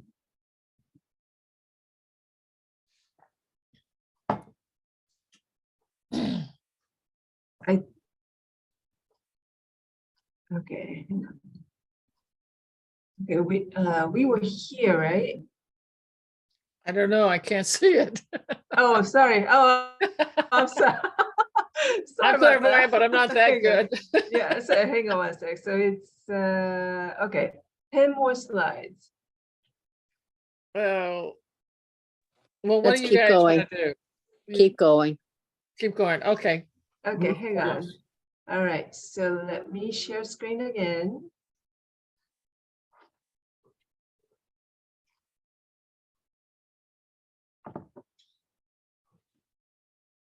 No, we just had that one. Yeah. We need number 45. Okay.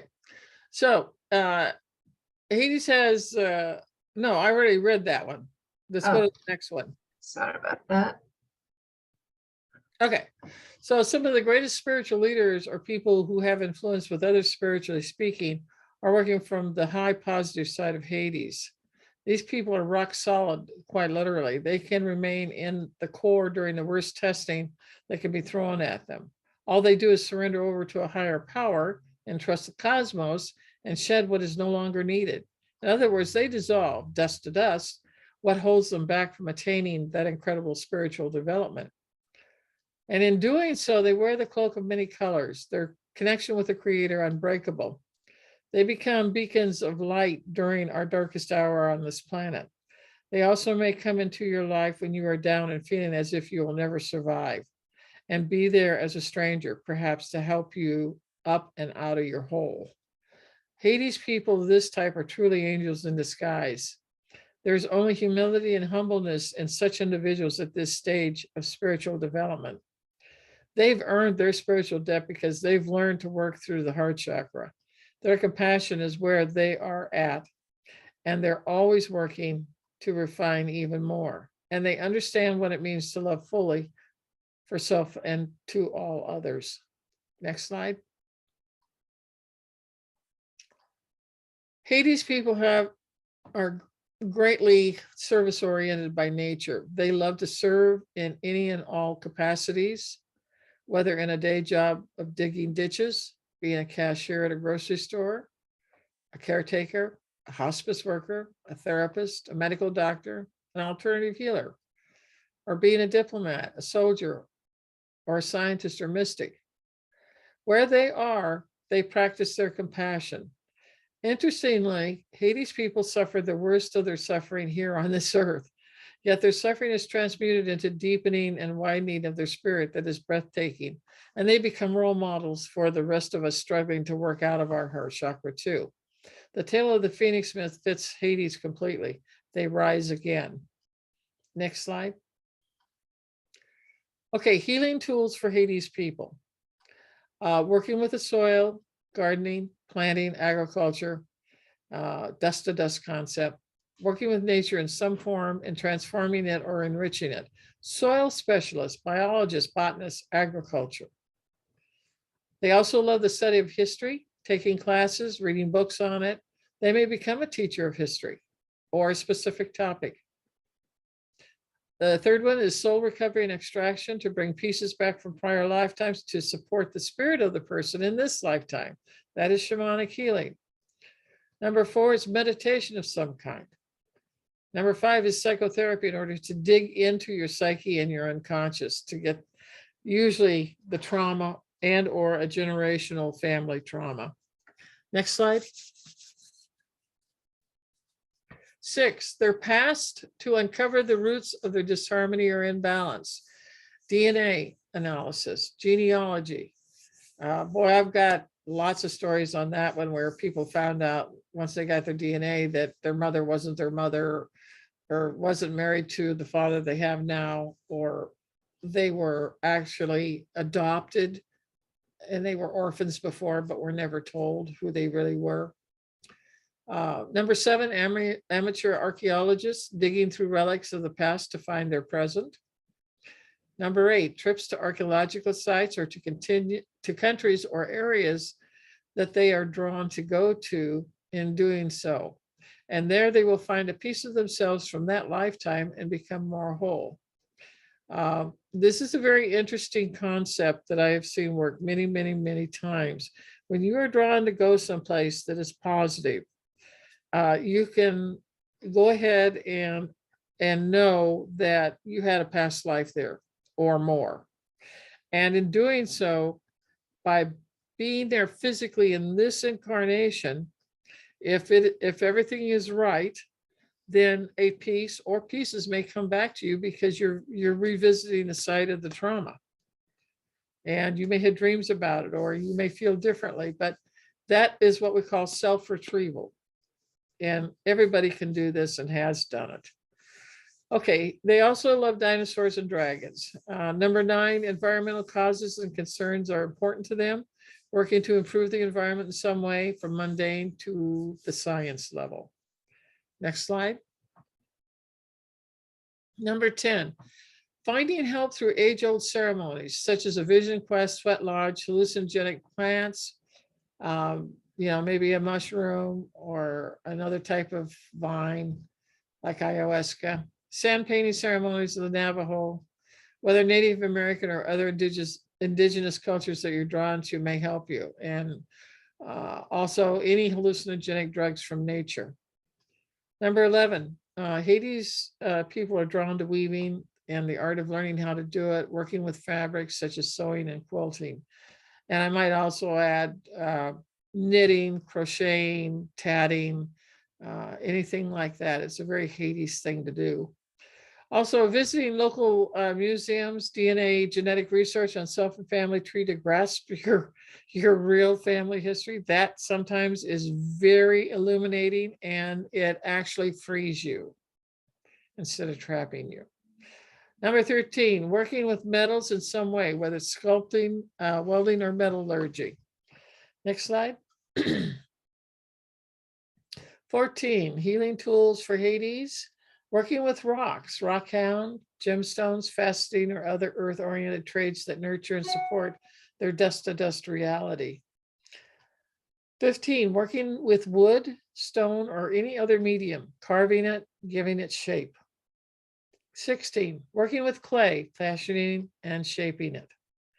17, taking any natural substance and transforming it into an object, art or expression, self-expression.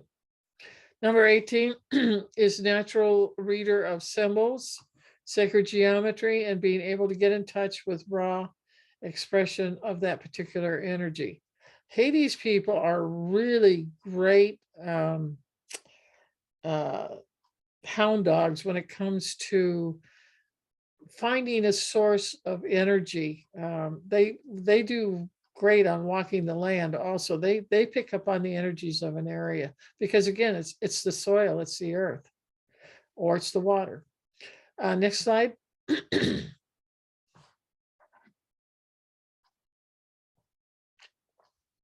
Healing tools for Hades. Number 19, spelunkers, cavers. Hades people love caves, and they find peace and healing with them. And boy, this is one that I would strongly recommend. You know, of course, not putting yourself in danger in the cave. You have to know what you're doing.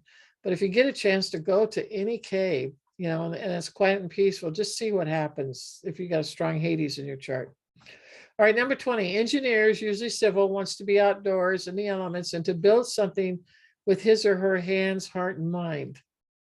Another Hades area is the ocean, water, diving, looking under the water. Remember, Hades is always looking under something. You don't always see it. But looking under the water to see what is there, all appeal to Hades, helping to save the ocean's many fishes and plants. 22, drives massive earth-moving machines, bulldozers, backhoes, etc. They love that stuff. Next slide. Okay, more healing tools. Whoop. Back one. Okay. Sorry about that. Hang on one sec. Yeah, you need to go back one more. This That's is the, That's it. okay. All right, so 23 is a surveyor of the land and being outdoors. They may be a fisherman or own his or her own trawler. Maybe a forest ranger or a firefighter or a hotshot fighting wildfires or a smoke jumper. Construction worker on skyscraper build, high iron walker. They are mountain explorers and climbers testing his or her strength against mountain challenges. Or they can be, and I've seen plenty of Hades who are like this, they're hermits who live in the woods or away from cities, noise, and pollution. They need the sounds of nature to heal her or him. Next slide. Okay, Hades, the master healer. By now, I hope you have a different take on Hades. The light side of this planet is extraordinary. We live in a Hades time on Earth right now where we are seeing everything we knew change, crumble, and dissolve. We are experiencing globally dust to dust on every level, whether it's our own personal emotions or the emotions of many or of the few. Our lives are 180 degrees different than it was 7 years ago. Hades is out to show us the truth of what the darkness is secretly up to and who stalks and plans to destroy our democracy. It's happening around the globe. At first, we were unaware of their ultimate plan, but now we're very aware of all of it. It took Hades to pull the carpet back to see the male patriarchal cockroaches of humanity and her heartless monster perspective upon people in general to be recognized. It's all about power and control over us for them. But with Hades in the mix, I would bet on the people of this planet to pull us out of this death spiral and help us put our own country's house in order so that it is fair for everyone, regardless of skin color or gender. And as you can see, it's not a safe or easy ride. Every day is different. Chaos reigns, and we never know from one minute to the next what else can happen. Next slide.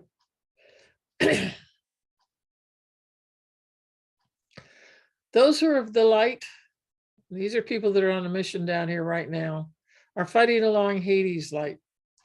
Those people are given powerful energy to sustain them and fight the patriarchy and its plans. There is an amazing resilience to this group of souls who came in as a mission to be on the front lines of this war we're in. They are middle-aged to older souls who have volunteered to do this because they work from a heart source, not greed or power source. I will bet that the heart power will win in the end. Hades' job is as a shaman, not the boss of so-called hell. Along with his wife, Persephone, they are a team, melding masculine and feminine into a heart energy that can dissolve the darkness from a myth perspective. We are all a part of this war. Standing in the light, residing in our heart, is what we are called to do. When we gather as one, the light will prevail. And I have a nice little graphic down here. Shows a man's fist up against a woman holding her hand up with the light. And it says, I stopped looking for the light, decided to become it instead. That's so Hades. But that's the light side of Hades. Okay, that's it.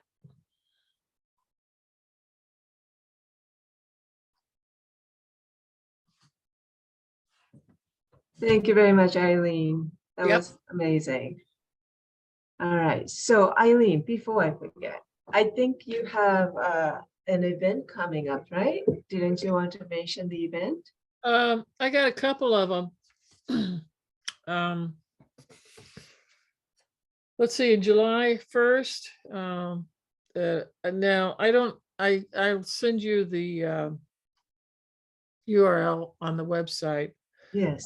But Astrology Collective, they're an Australian group, July 1st, 2023. And I'll be doing a webinar on the surgery formula, and it's a medical astrology talk. And it's at 7 p.m. Eastern Daylight Time, or no, I'm sorry, 8 p.m. Eastern Daylight Time on July 1st. The second one, this just came in a couple of days ago.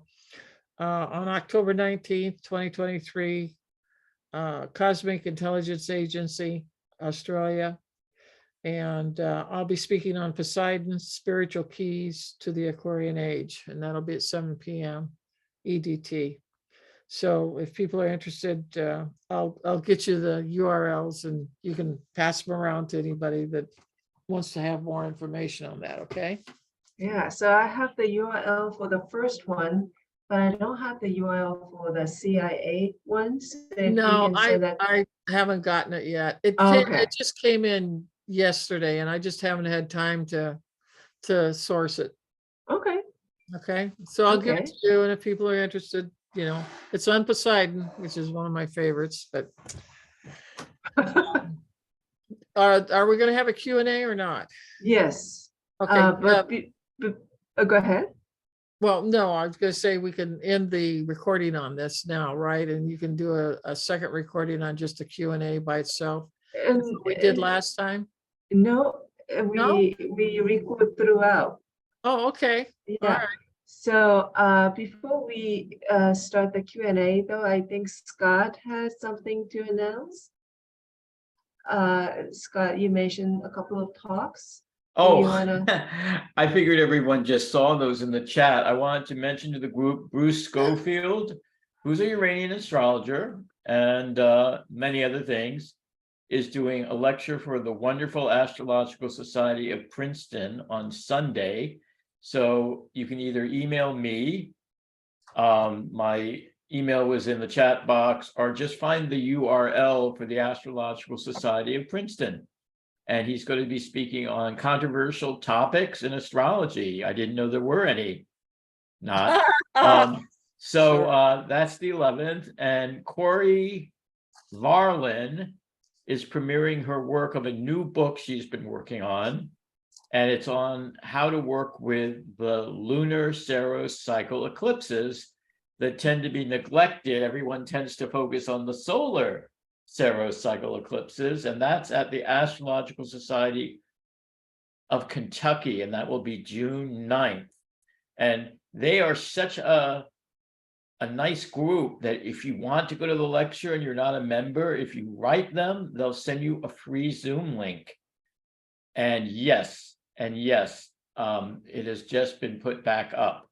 If you go to the chat, the email address to write to if you would like to attend the Friday lecture at 7 p.m. Eastern Daylight Time, and I believe Bruce's lecture is 2 p.m. Eastern Daylight Time. But please check. That's pretty much it for announcements. Thank you. Okay, great, thank you. So I put in Scott's email address and also the other email address for Corey's. So, all right, so let's look for a question. So Scott asked, I don't know if it was a comment or a question, but Hades is the microbiome, and in us, maybe the microbiome in us. Eileen? Yeah, that's a nice analogy. I would agree with that. Yeah, especially because, you know, the mycelium, which is the living net from which everything, including the microbiome, come from. Without the mycelium, we ain't gonna have much. So yeah, I totally agree with that. That's a nice, I like that. Great. All right, so I see some hands up, but hang on one sec. Let me look through. I know I saw another question earlier. Oh, by the way, Eileen, Catherine mentioned that having lavender around tends to keep scorpions away. And she says that it's very commonly used in France. I never tried lavender. Yeah, when in the south of France, a lot of the times they have the windows with little boxes filled with lavender. Yeah, And the reason why they do that is actually to keep the scorpions out. cool. I Well, remember that, yeah, when I used to spend my summers in France for my language with the family, that's what they did. Well, tell me this, do they have anything for ticks? No, I'm afraid the citronella candles, if we did the odd camping thing, they were helpful. I could be asking the same thing for the midgets back in Ireland, which come out in August. They each one. Interesting. Well, yeah, we're every putting- country has something. Yeah, we were putting in my medicinal herb garden because I'm an herbalist, and I got a ton of lavender around. Unfortunately, it hasn't affected the ticks. But if anybody ever comes across something that does, please let me know. God, yeah. All right, Yeah. Here's another question from Susan. Eileen, can you give us the Hades crisis windows in the progress transits? Say that again. She's looking, she's trying to The find 7 to 9 out. windows Yeah. of death. You said there were, like, in any life, there might be 7 to 9 windows indicated by trans-Neptunians and the visible planets. And the transpersonal ones. But what's the question? She's asking for the Hades crisis windows in the progress transits. Eileen, I think she's asking for, which planets would be in alignment in order for that crisis. I think that's what the question We is. need another 2 to 3 hour webinar to go through. But you know what, I'm Susan, serious. I'm Yes, sir. serious. There's many different combinations, and it always involves at least one or more Uranian planets. And I've really hesitated, and I'll just put this out there. I've had a lot of people ask me to do a serious talk about these windows and about which planets are involved in them. The problem is this: when you get your hands on them, because I list them, I mean, I know all of them, then you're going to go home, or you'll start right then looking at your 90-degree dial and looking at your progressions to see which ones you've got. Okay. Because everybody's afraid, everybody looks at a crisis window like it's a death, and it is not. It can be a death on any level. I mean, the reason I shared my particular personal story on this, okay, was to show you that Hades, even though, yeah, it causes death, that's for sure, on some level. But in my case, I had two of the worst signatures, and I lived to tell about it. And that's a good example. It also, you know, an astrologer has to be really careful what they say to a client about a health issue. And if you see one coming up, I will start asking all kinds of questions about whatever I see coming up that can create a death. All right. Understanding it can be on one of 4 levels. Okay. That, you know, I'm trying not to scare them. Instead, what I usually say is and I'll know either by looking at the chart where the organ or the system that's involved is going to give the problem, or they've already told me, or they already have it. And so I can then start saying, well, you know, have you thought about, you know, if they're not into any alternative anything, I might ask them, depending upon what it happens to be, what is, you know, have you thought about different healing modalities, like laying on of hands or acupuncture, or, you know, looking at cell salts. Cell salts are very handy, or flower essences. Or if I see something really bad, I will ask them, okay, has your doctor ever given you a test on this in that particular system or organ? And that's as close as I'll get to it, because I won't tell them, hey, you could die. You know, there's no drama in medical. You've got to be really, really careful. And you don't want to upset the client or make them think that they're going to die. And I mean, when I saw the progressives on my Neptune, I said, hey, I could die. You know, this is a good one. It's a really good one. And so I did have to, but they brought me back. So I hate thinking about it, because I know somebody's going to let the cat out of the bag, and they're going to give this to other people who have absolutely no business, no maturity, no humbleness, no humility, and will give it out to everybody. And then it'll be all over the internet. And then everybody's going, oh my God, I'm going to die. And I don't want the damn emails and phone calls off this crap, because somebody could not keep their mouths shut. And that's why I sit on it. So, you know, and until I can trust that person up, I mean, I have medical astrology students, and this is one of the last things I teach them is, you know, what's going on with these windows, these crisis windows. I created the word crisis windows because I didn't want to say, oh, well, there's a death aspect here. You know what that does to a human being, you know, and they've got trust in you. And when you say something like that, you know, that's karma as far as I'm concerned. That's absolute irresponsibility. So I don't know any of you that well yet that I would want to trust with what I know about this. And the fact of it is that I would have to have a really good, strong trust with a building bridge with that individual over time before I would let go of it. I'm just not going to do it, because I know, you know, it's like the Sorcerer's Apprentice. You're giving them a wand that can change everybody's lives for better or worse.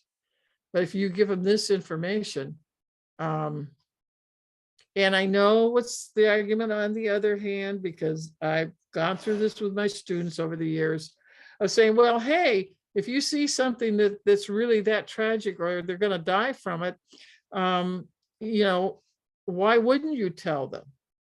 But again, it goes back you have to have a medical background to do this work, because then you can go in on the sides and stuff. For instance, like when I'll say, have you ever had a liver profile test? Because I see the possibility of cancer of the liver or a cirrhosis of the liver or something like that, that can end your life.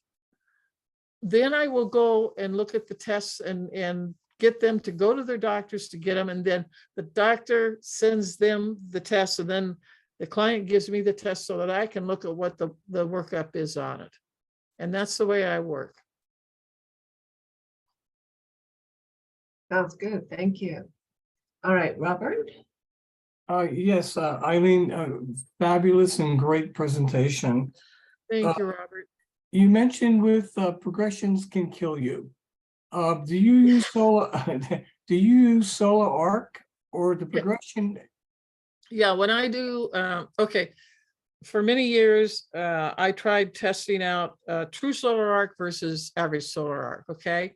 I did it for a year one way, and then I did it another year with a 90-degree dial, okay, doing it with cosmobiology and the Uranian planets in it.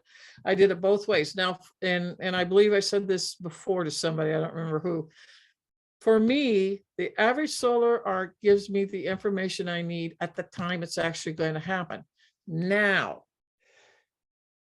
I have had medical astrology students who have, and I always tell them, try both ways and find out which one works the best for you, okay? I'm not saying it has to be this way or that way. And then they go through a year of using the average versus the mean solar arc, okay? And they find out. I had students who have used mean solar arc. It works for them.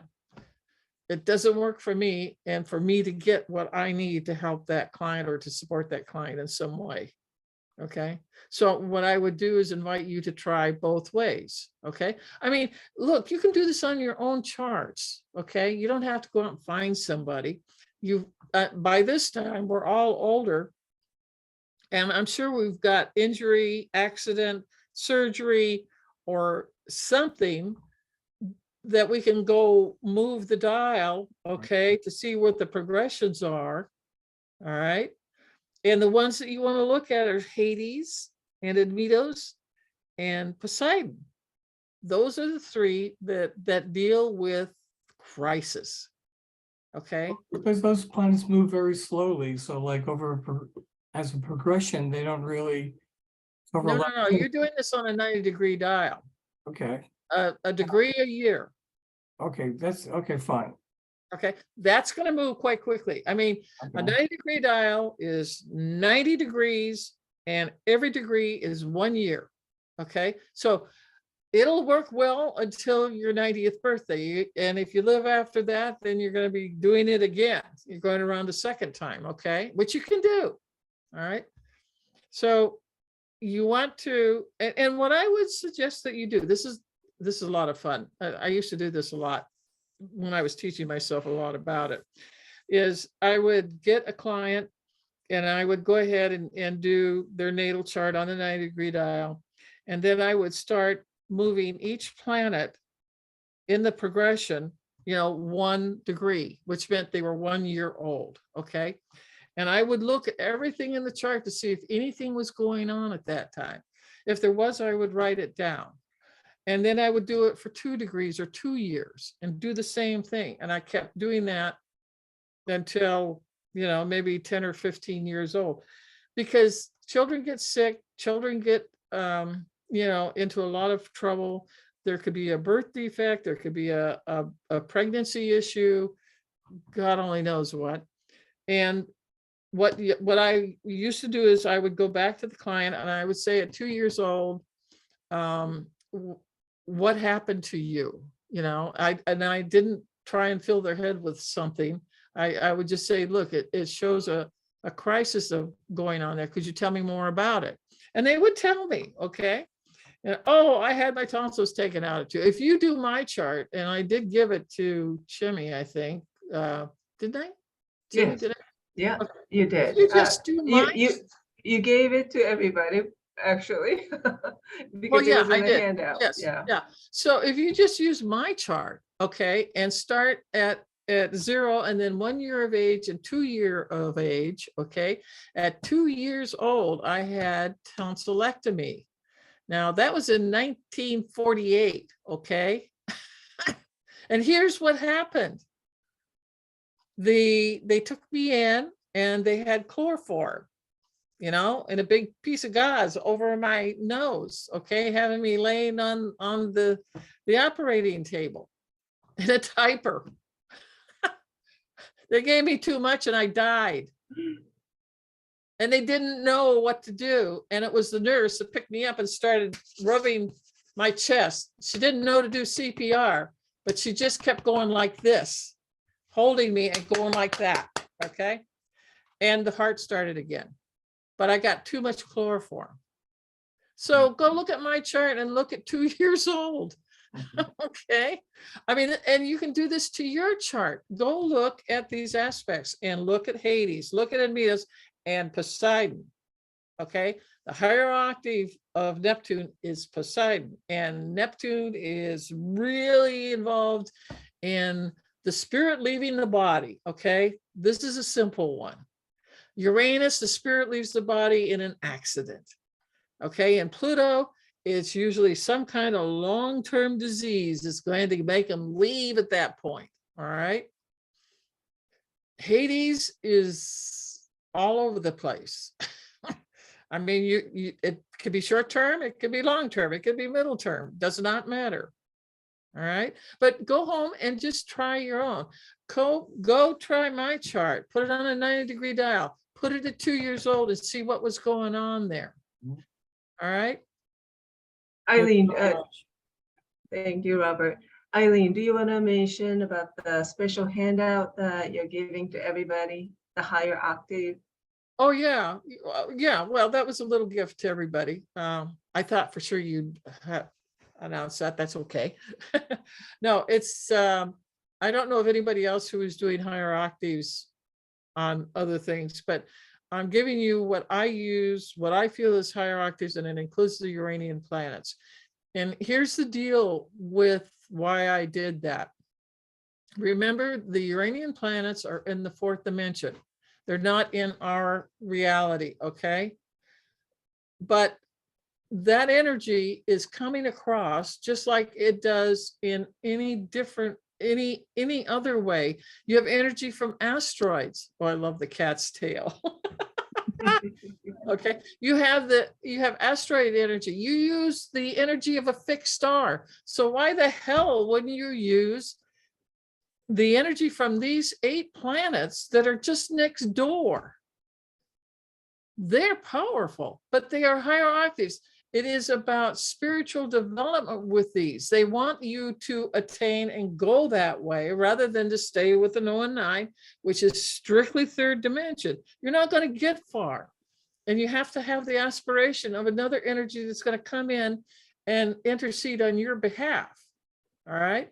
So what I've done is I've taken all 8 of the Uranians and put them with the Noah 9 and showing you what I use, what I believe that has worked for me for 40-some years, with between those lower number 9 planets, and how the higher octaves of all of the Uranian planets are there.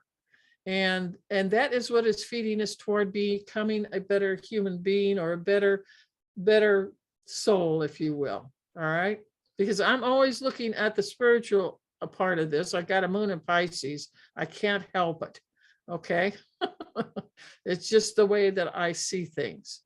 So Neptune's higher octave, okay, is going to be Poseidon. And both of these planets are very much tied into potential crisis window situations. All right. And you get Uranus, higher octave is Apollon. Well, when you stop to think what Apollon is, it is the science. It is all the mental mind things that have to go on, creating new, well, like creating AI. Okay. AI is Apollon. All right. But the other side of Apollon is that you can create tools, or you can create ideas or tools that are going to help the world. AI is going to destroy us. I'm just waiting for this one. This is so horrendous. This is a nightmare, and it ain't going to end. But if you had a group of people who are wanting that higher octave, they're going to be going to Apollon to try and figure out how to stop AI, or to at least harness it and keep it in some way, keep it from destroying everything, because it can. It's a terrible, terrible thing. All right. We're not ready for it. We can't even keep our planet clean. Why the hell are we in AI? So, but the higher one for Uranus, which is inventions, okay, and far out ideas, Apollon takes it a step up. That's AI. That's Apollon. So what are we stupid humans gonna do with it? It's just gonna be a debacle, unless some smart kid, girl or boy, who has a strong Apollon in their chart, there's the higher octave, is going to think of a way to corral the AI such that it is used for the best parts of it rather than the worst. And that's why higher octaves are important. And every one of those Uranian planets is one. So I'm giving you that gift, and you can spread that around the world, and you can have arguments about it or whatever you want to do. I know it works, and that's all I really care about. Thank So, you. So is anybody looking at their charts yet? Yeah. I can see heads down going like this. All right, I think Greg is waiting to ask his question. Greg? Hi, Eileen. Hi, Eileen. Thanks so much for today. I would love you to do this type of thing on all the planets personally, because most of the time the discussions are so narrow about the significance, and so I really do appreciate the time and the detail that you go through in order to really outline the significance of it. I have a question. Larry happened in the chat to ask a similar question, but two things really.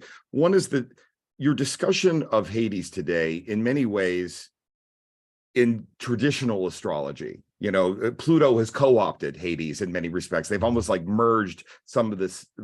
I know you're going to say they're different, and that's why that's the nature of the question. But the idea about Hades, Pluto going in and stealing Persephone and raping, that's been taken in the myth with But Pluto. that's a patriarchal myth. No. I understand that. I'm not arguing and saying that you got it wrong. What I want to do is I want to appreciate the distinction to understand the nuance between how I am to perceive the operation of Pluto, which oftentimes when people talk about it in traditional astrology, they talk about as the composting, which in many ways is similar to the way you've described it today. Can be, about really going in and digging in and recycling that which isn't work to get to a higher level. They don't talk about it at higher octaves, but I would say maybe some of the more spiritual significations of Pluto tend to bleed into some of the higher octave significations that you talked about with Hades today. And I want to understand the differentiation between the lower version, which would be Pluto, so I can identify and separate the two when I see them in operation in my chart and in that in others. And then the second part of the question would be a number of the things that you talked about today. If I were to look at a Venn diagram, there is an overlap between Admetos and Hades. I mean, the stuff with the psilocybin, the stuff with some of the healing tools, with the psychotherapy, it seems to me that Admetos, I believe, is the higher octave of Mercury. Am I remembering that correctly? It's that antenna. And it's almost like that's leading up, whereas Hades is going down, and then together they meet in the middle. I don't know if that's right. But there is a very strong overlap, because they're both. You even made an indication here today where you said it can go as deep as Admetos. I would think. Let me qualify what I meant by that. Okay, go back to the Admetos talk. The biggest thing that you need to take and always hold in front of you about Admetus is the seed. It is a seed that is buried, and it's one seed. All right. Whereas in Hades, Hades has the entire, all of the information about every past life. The Akashic records is Hades. Admetus is one lifetime, one seed going after one theme. Okay, that's what's really important. And yeah, I understand that they can look very similar, but believe me, they're not. Admetus is about one thing. Hades is about the whole gamut from beginning to end, and hauls in all the ancient things. Now, Admetus with that one seed may bring in one incarnation. Okay. That one incarnation may have, let's say you had an incarnation and you learned how to be an artist, okay, and do paintings, all right? And so that's one of 1,000 different incarnations you've had. So let's say you're born into this one, and that part of what you want to learn is to allow yourself to become more creative. And so Admetus goes in and goes, oh, okay, well, hey, you've got one incarnation, or you may have several, or 20 or so, that are delving into a particular tool. In this case, it's as an artist. And so Admetus is going to bring back one of those incarnations that is going to best suit your incarnational plan to develop it more in this lifetime. Okay, this has nothing to do with what Hades does. All right. The reason why I know this is because as a shaman, I am constantly going into people's past lives. And I have seen all of this happen, and I can sort it and separate it out because of that. But Admetus is one thing, one tool, one idea. And yeah, it comes from the past. It can come from the ancient past. It can come off this planet and go into other multiverses. That will be brought back to you because that's what you need in your planning of what you want to learn in this incarnation. You need to bring that tool back. Okay. With Admetus, you talked a lot, if I recall, about sludge, about getting the sludge out. That to me sounds very Hades in a way. Like maybe that's part of the overlap of the well, Venn it's the sludge of that lifetime. Yeah, The I sludge understand, of but that no, suit. that's very helpful to compare the two, because you're basically saying one is like the collective. It's the macrocosm, Yeah, and then yeah, right. here's the microcosm with, see, Admetus is the microcosm, Hades is the macrocosm, okay? They Excellent. both deal with shit. Okay? But it depends upon the circumstance and what all is involved. Hades has our entire file, our Akashic records on everything. And it doesn't necessarily want to bring in a special tool for you to use like Admetus does. That's Admetus's function.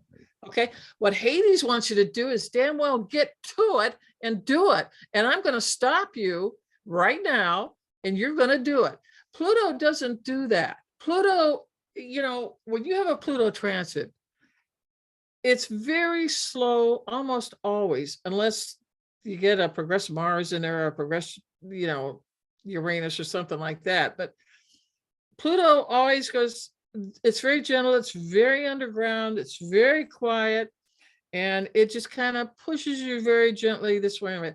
Hades doesn't do that. It kicks your fucking ass. I guarantee it. Go look at your Hades in your 90-degree dial and progress it and see where you got kicked around. Guaranteed. Does that make sense to you? Well, okay. First of all, thank you for this distinction. I'm glad that I wasn't prepared. I mean, Oh no, whatever. I'm glad that you brought that No, up. I know because the distinction between Admetus, I think a lot of people probably could confuse the two because there's so much in common between them. But your distinction between the narrow operation of Admetus, it's almost like it's done in service to the greater work, or can be to the greater work of what Hades is trying to achieve.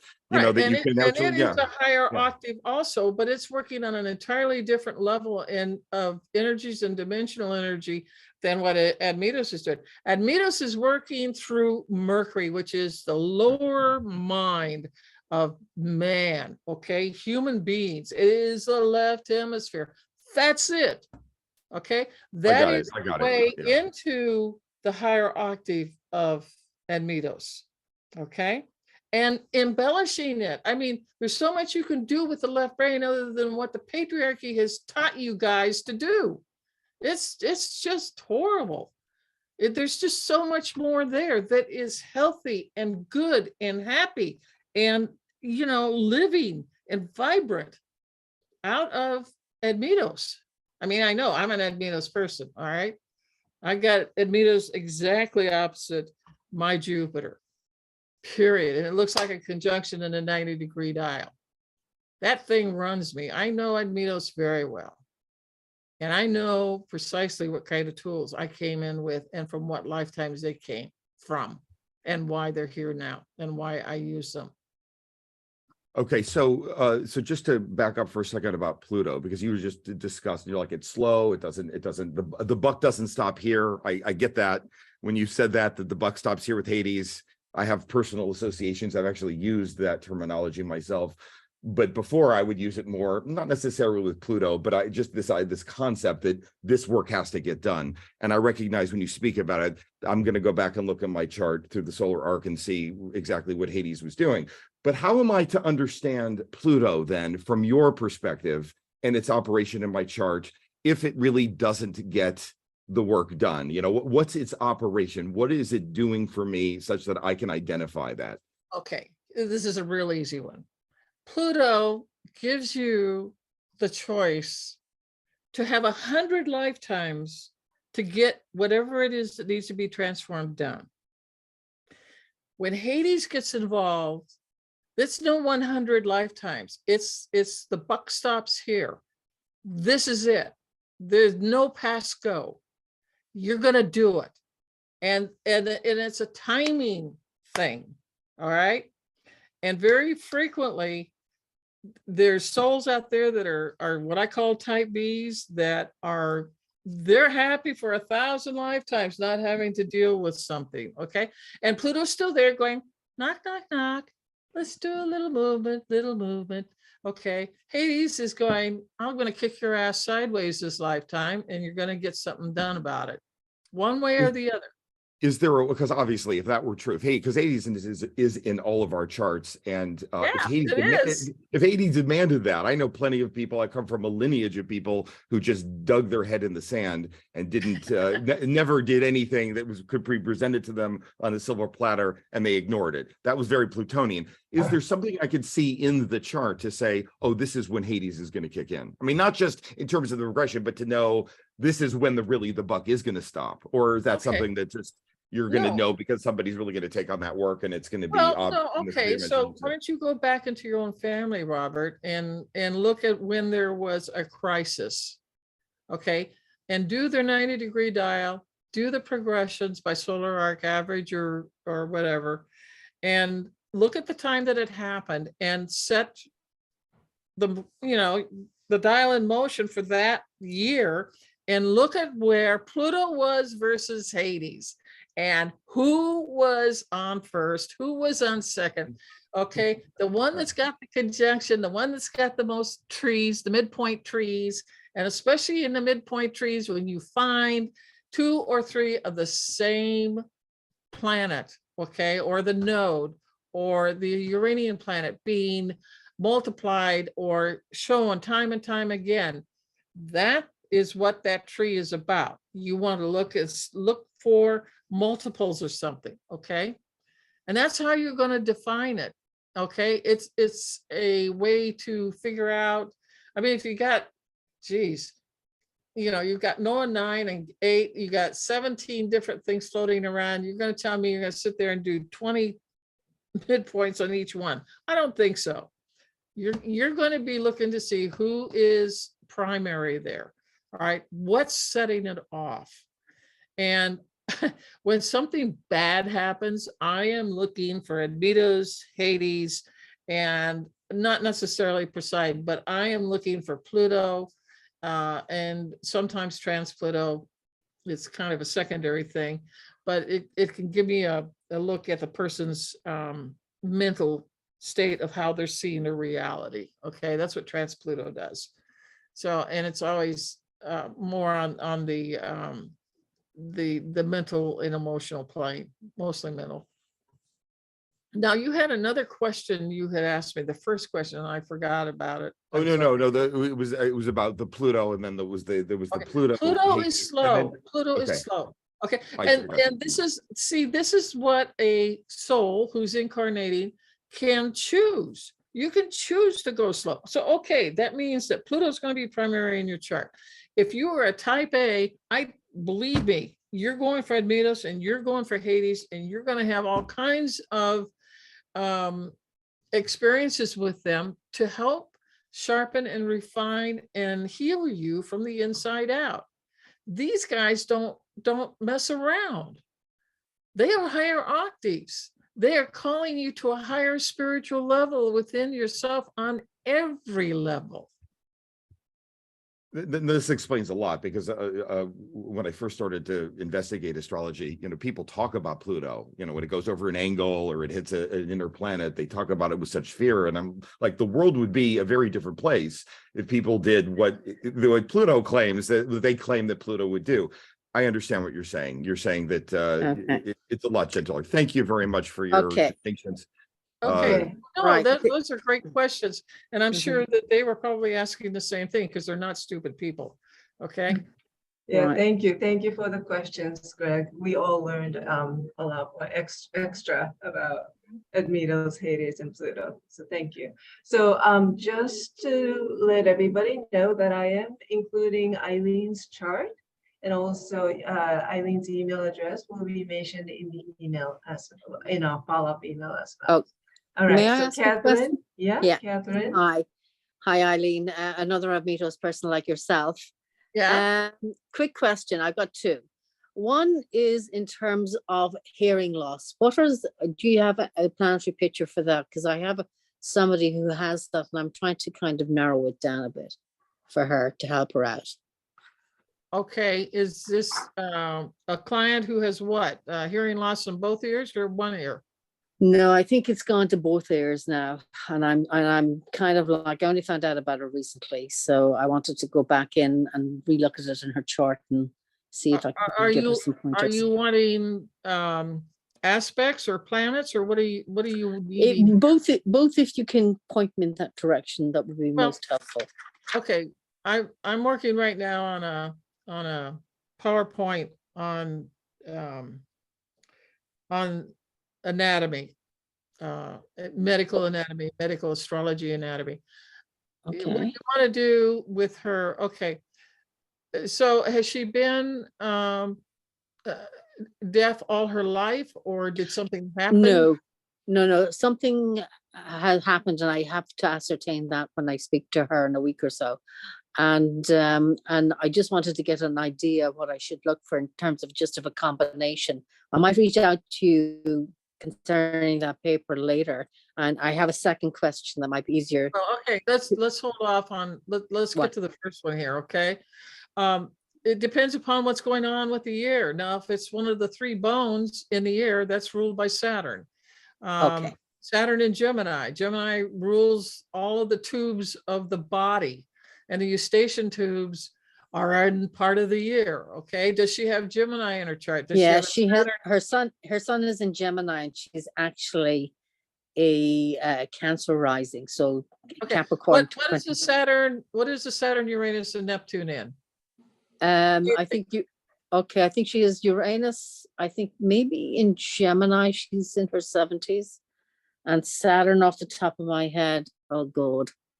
Well, I can see Saturn her in at- what? What is the Saturn in, she's please? in your age group, so she would be in, I think she's born the same year as you. So where Saturn was ever, Well, I'm where- 77. Is she 77? Saturn I and think she's Leo. born 46 like you. Yeah. Saturn and Leo. Okay, it would. Thank you. That's what I thought. Thank you. Saturn and Leo. Maybe, maybe not. My Saturn's in Cancer. Well, In no, it's in 1946. Cancer. I'm sorry, I'll take that back. It's in Cancer because now I recall it's in her 12th house. Yeah. All right. So Neptune is in Libra, right? Neptune, yeah, would be, yeah. And She's the got a Uranus Her is in midheaven Gemini. is Aries, yeah, at 12 degrees, and she's got a 27-degree Cancer Okay, rising. stop. Just hold on here. She's got a Uranus in Gemini, right? Yep. Okay. How many hard aspects are to that Uranus in her chart? I've And got it. now I'm Okay. talking about a conjunction, Okay. a square. It's mainly two. She's In got, I think it conjunct- can, I Now, think let- she's got, let me- excuse me, let me finish. I haven't given you all of the things sorry. that you Mhm, need, okay? So just kind of Sure. relax. Conjunction, Mm-hmm. square, in conjunct, 150-degree Yeah. degree aspect, Mhm. and then an opposition. Okay. Any of those, how many hard aspects to that Uranus does she have? Off the top of my head right now, I don't have the chart in front of me, but I will look that up. Sorry. Okay. Well, I can't answer because look, there's And this is teaching you the med scan right now, which I don't mind doing, but Yeah. 70 I have found in 50 years of doing astrology that Saturn, Uranus, and Neptune is where 75% of our medical issues come out of, either with the sign it is in or the opposite sign. Then what you want to do, okay, at the time they were born, Mhm. then what you want to do is find out how many hard aspects to those three.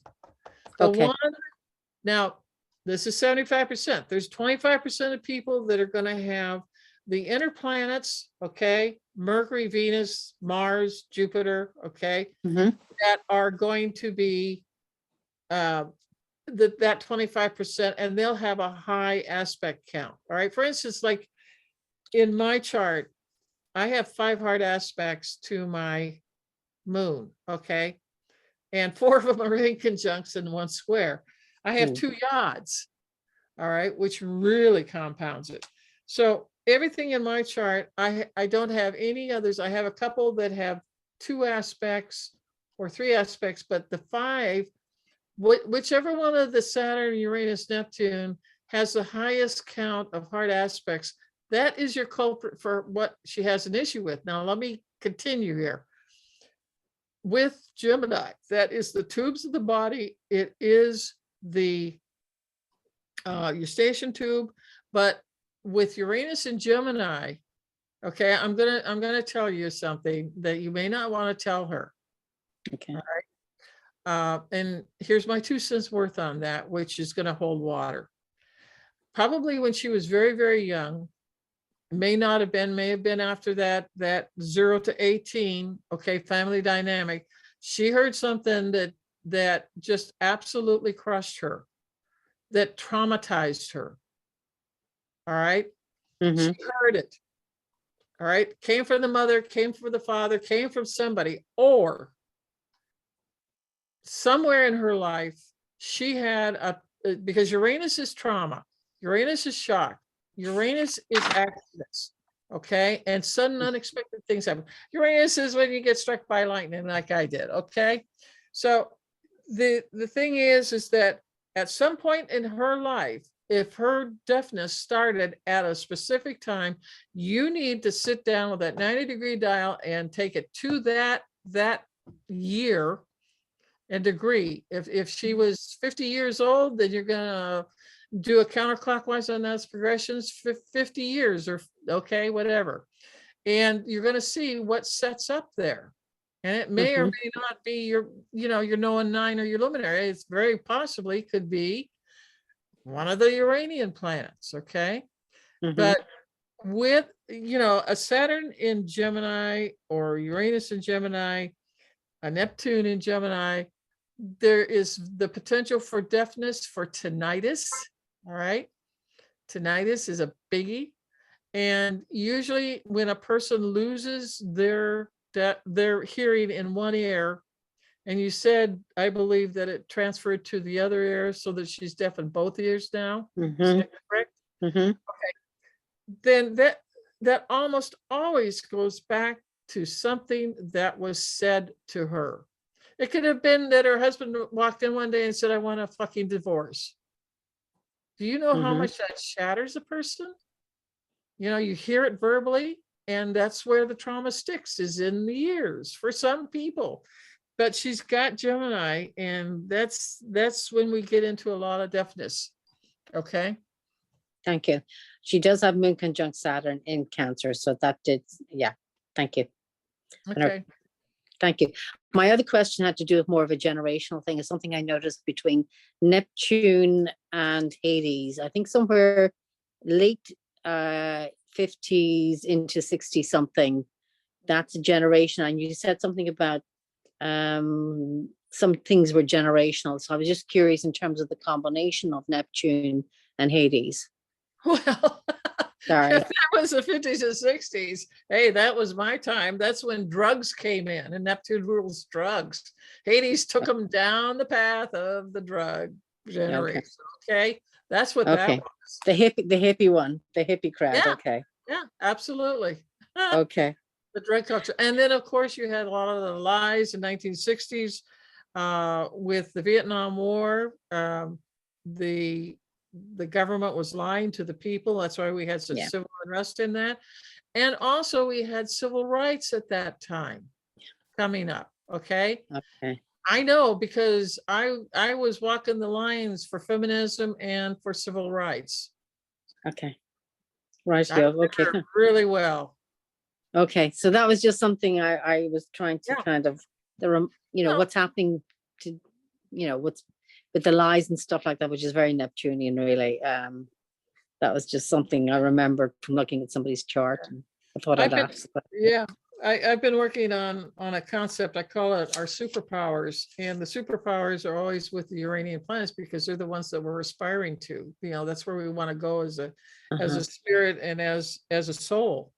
And what I found out, and I've been seeing this for 30, 40 years, is conjunctions. And now in a 90-degree dial, we know that a conjunction can be a square, it can be an opposition. Okay, I know that. I'm going to call it a conjunction, but we know that it could be many different aspects, but it shows up that way in that 90-degree dial. Mhm. What's interesting is to go in and put your natal, all your natal planets, including the Uranians, in the 90-degree dial. And the first thing you want to do is ask yourself this question. Are there any two planets that are within 2 degrees of each other in that 90-degree dial? Yeah. Okay, that's the first question. The second question is there a conjunction between any two planets, okay, or the midheaven or the ascendant or the north node? And I use Chiron, but we'll leave that out for now. And ask yourself, do I have a conjunction between these two planets within 1 degree? Okay. All right. Now, and all Uranian astrologers that I know won't go beyond two degrees, okay? Because the power is lost with the energy of that particular planet. Here's what I've found. And I am writing on it right now. And that might be a good one for your magazine, that your annual magazine. But I'm going to give you the skeleton of what I'm working on and what I've seen and what I finally figured out what it was. If you have two planets that are within a degree of one another, write down the difference. It might be like 30 minutes or 45 minutes, or 1 degree and 30 minutes, anything that is one degree or 1.5 degrees, versus 2 degrees, because that's wider and it means it's weaker. The tighter it is, the more strong and intense it is. So that 1 degree, for instance, I think Chimmy, on my chart, can you look at Apollon and Caputo? I have a conjunction with them. Let's see if I can pull it up. Oh, okay, I don't mean to put you on the spot. but That's okay. Let me I look don't want to for be it. wrong about. That's okay. Yeah, let me look for it first. You can keep, Sorry. you can keep on talking while I look for Well, it. okay. Where you have two planets within 2 degrees and most preferable is 1 degree, these planets are superpowers. They're working on your behalf. And you don't look at them as good or bad. You're simply looking at them as a plow horse team in your plowed fields of your incarnation. And they are going to be working on your behalf. All right, for instance, like I have Admetos conjunct Jupiter, all right, in my 90-degree chart, okay? Mhm. But I also have Apollon and Caputo conjunct, and they're both in the same sign of Virgo, okay? And the tighter they are, the more important and the more powerful and the more presence they have in your everyday life. Okay. And you can actually like take it up a notch and look at just those things about a person, and you're going to know so much about them. I mean, for instance, I have a Uranus conjunct Volcanus natally in my 90-degree chart, okay? And when you put Volcanus with Uranus, oh my God, you're getting a hell of an explosion. I mean, I've been hit I'll vouch twice for with that. lightning, okay? Yeah, but the Uranus powers of Volcanus. recovery are remarkable, obviously. Well, it could have killed me too. I mean, you never know. But where it is the strongest, where it is the less degrees, if you can get it within 30 minutes of each other or 45 minutes between the two planets, that baby, those babies are running you, and it's all on the subconscious level, but it is bleeding through and everything you do. And when you know that you got a superpower, then you want to go and ask yourself, am I using it? You know, what do these two planets stand for? Am I like those planets? Or what do those planets rule? And then, you know, you start looking at everything about it. So I'm wrong. 16, no, my Uranus and Volcanus are not conjunct. They wouldn't be in the 90-degree dial. So I'm wrong on that one. It's Volcanus and North Node that's conjunct. I'm sorry. I still got struck by lightning. So, okay, down here, the Apollon's at 16 Virgo, 13 minutes, and Caputo's 17 degrees Virgo, 30 minutes. And so when you start looking at that, they're very tight, and that's going to be working. And I would be asking myself, what does Apollon rule? Well, Apollon rules the sciences, okay? But the higher octave rules the metaphysical sciences and the earthly science. Like, you know, for instance, scientists who are quantum physicists and stuff like that would be more Apollon than they would be like a Mercury or something like that. Mhm. Because they're looking at things far, far beyond, and they're looking into the spiritual. And that's what Apollon does. And then I have my Caputo, which is the family. And that's why I am so family oriented, and family means so much to me. But I see the family as the people on earth, you know, that we're living with the rest of our family. My family isn't just, you know, what I was born into. But also, Caputo rules creativity. And what have I done? I've written 225 fiction romance books. You try writing 25 different books that are all different, except that, you know, they're love stories, and that's the only thing holding them together. So my Apollon conjunct my Caputo really is powerful in my 90-degree dial. But if you start looking at yours, okay, look where these conjunctions are. The tighter they are, the better. The more intense it's going to be, spilling out all over the place in your life, through your thoughts, through your emotions, how you see life. Very interesting. You have Mars and Venus at the Aries point. Romance novels. Yeah, right. Well, and Venus, you know, Venus is 0 Cancer, you know, you're starting a new thing, and Cancer's the family, and, you know, and there's love and romance and all that type of thing. So I see it both in the Noah 9 as well as I see it in the Apollon conjunct my Caputo. But also I have Mercury, who is the writer's cosmic writer, okay, of the Noah 9, conjunct the midheaven and conjunct my sun and conjunct my Chronos. So, you know, in the 360 dial. So I have writer written all over me. Yeah, definitely. We're not going to make you go through your whole chart, but I have to say that I'd love to someday hear you talk about your Chronos, Zeus, and then your Vulcanist node right there, which of course is generational anyway, but you know. Well, it is and it isn't, because Chronos is about your peer group and you attaining that peer group status. Do you or don't you? And if you do, how do you handle it? Are you an authoritarian asshole? Or are you someone who believes in, you know, the people who work for you are your family? You know, and I run my own publishing company and I publish some of my own books. And my employees are my family.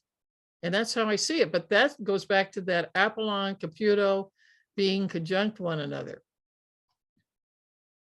You know, everything is family. I see things in family terms. You know, we're all one. You can't get rid of us. I have to. I mean, could I do this for 5 minutes a day? That's a big question. And I don't know. Do what? It sounds like a heap of discipline. And I'm not kidding. Do the Vegas breathing, Vegas nerve breathing. Faith? Is that you talking? Faith? Is anybody home? Faith? Eileen, when you So had, this woman started 3 hours and. Okay, Faith, Uh-huh. we can hear you. So, all right, so let's finish the questions. All right, So Faith kind of wandered in and wandered out, right? Yeah. Eileen, thank you very much. Really appreciate your pointers and the fabulous presentation as usual. Okay, thank you, Faith. I owe you an email. This is Catherine, so definitely. Oh, okay. Do I know you, Catherine? Have I? Yeah, I'm another Amidos person we talked on the last time. Oh, okay, Your Yeah. book, yeah. cool. Yeah, she was the one who suggested lavender to you. Oh, okay, that's cool, yeah. Okay, I'll call myself Lavender lady. Okay, I'll do that. Yeah, When I write. just send me an email, and if any of you want, you can send me an Definitely. email. You can ask questions if I didn't answer them or clarify them. I work in this, so you know it's Oh. hard for me to stand back and see some things that you may well see that I don't. And like Robert brought up the fact of, well, what's the difference between us and Midos and Hades? That was an excellent question, and it needed to have a scalpel, you know, cut through and show what's different about them. And even though there are some things that are like them, but they behave very differently in the chart. Eileen, I just want to say that was me and that's Greg. The great. reason why- Great, I'm sorry. I'm No, sorry. because we have a connection and I don't want you to forget because we'll be in touch at some other point down the road, I'm sure. And I don't want you to forget, Right. but you know, we have a connection. Anyway, Yes, we Eileen do. used to live in 20 minutes for me when I was a kid.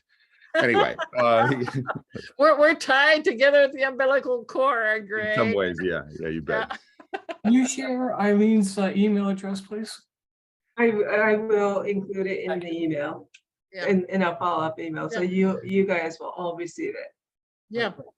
And you know, since you came for this, I don't mind dealing with people's emails or questions that they might have about the presentation. So just let me know.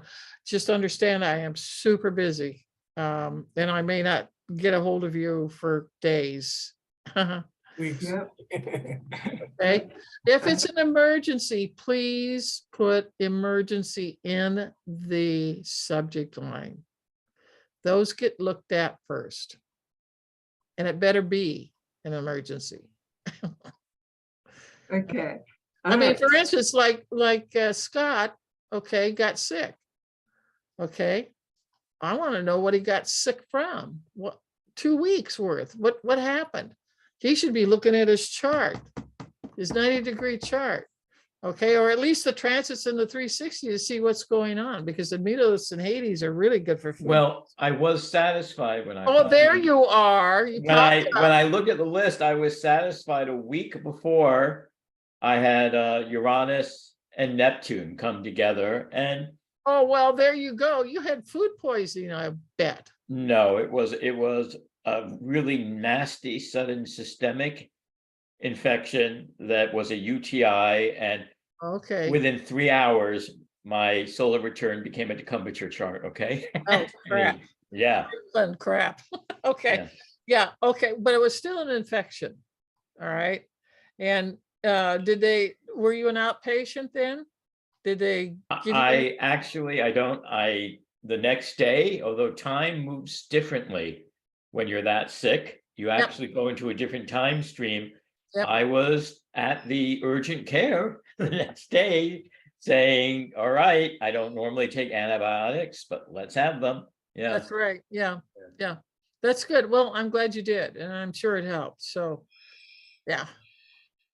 Okay. All right. So let's get back to the questions. Dawn is asking if you consider yourself a Hades person as well. Not yes and no, but the Hades is not within the what I call the superpowers. Okay. It definitely there's a lot of Hades in me, especially the shamanism. But again, you know, going back to what Greg had said, you know, my Admitos pulled in the shamanic tool for me this lifetime. Okay. Even though Hades is always the shaman, that particular lifetime was pulled in through Admitos because I have Admitos conjunct Jupiter. It don't get better and bigger than that, maybe with Pluto perhaps, but Jupiter's plenty. But that was brought in like that. And remember, you know, all these higher octaves, okay, I work off the higher octaves. I don't work on the baseline here. I'm pulling from the Uranian. So that's why it was so easy when I met Charles Emerson and we sat down and had lunch together. That thing just locked in, and boy, we were off and running. I knew exactly what these planets are. You know, I used them back in Atlantis like Craig did, or I should say Scott. And I think anybody who's into the Uranians has had plenty of Atlantean lifetimes. You may not have all been astrologers, but you could be spiritual, or you could be priests or priestesses, you know, and knew this information. All right. So the next question has to do with the higher octaves. How did you make the connections? Well, it took a lot of time. I kept, you know, I would see something in the chart, the 90-degree dial progressed. That's all I ever use. And I would see something and I would go, well, that's not exactly a Mars thing. And then I would go, you know, I would look at Volcanus, because Volcanus is the higher octave of Mars. And I would see it behaving like Volcanus instead of Mars. It had Mars attributes in some ways, but the bigger part of it was with the Uranian planet, that higher octave. And that's how I put it together. It was just simply seeing it so often and figuring out what am I looking at here? And what is this doing? Because it's doing something. And that's how I figured it out. I mean, when you get hit by lightning twice, okay, I'll tell you straight up, my brain is not like yours anymore. It just is not. And that's all I can say. And it's not an emotional thing. It's a mental and it's a spiritual thing. I have thought often of writing my autobiography. And the title of it would be, I'm Not Who You Think I Am. And then I thought, well, given that I'm a romance writer and I've written 23 million in sales around the world and 225 books, they're going to think that my autobiography is nothing but a fiction book and that I've lied about all of it. So why write it? They won't believe it. Okay, I'm serious. And I was telling my copy editor the other day, there's something going on, and I said, I am not who you think I am. You know, he's going on and on about something. He's like, I don't know. And he can't. He says, well, he lives over in Japan, so you know, he says, well, you have to come over. I really, really want to meet you in person. I said, well, maybe you do, and maybe you don't. You're part of my family, Ross. This is good. We get along. You're a great CE. But there's magic there. There's synchronicity there. And that's the thing. So my brain got really altered. Eileen, write it. We know it's true. Ah, yeah. There'll be a handful that will, and the rest will go, oh my God, this is the best science fiction story I've ever read. I mean, how many of you would believe that I have met two aliens face to face in my lifetime? Face to face, in human form. Me? How many of you would believe that? How did you react is more important. Oh, well, I'm not going to go into details. I knew who they were. My father also did too. It seems to be a family thing. It seems to be generational. That you know, the things that happen to us are just unbelievable. Just out of this world, quite literally, pardon the pun.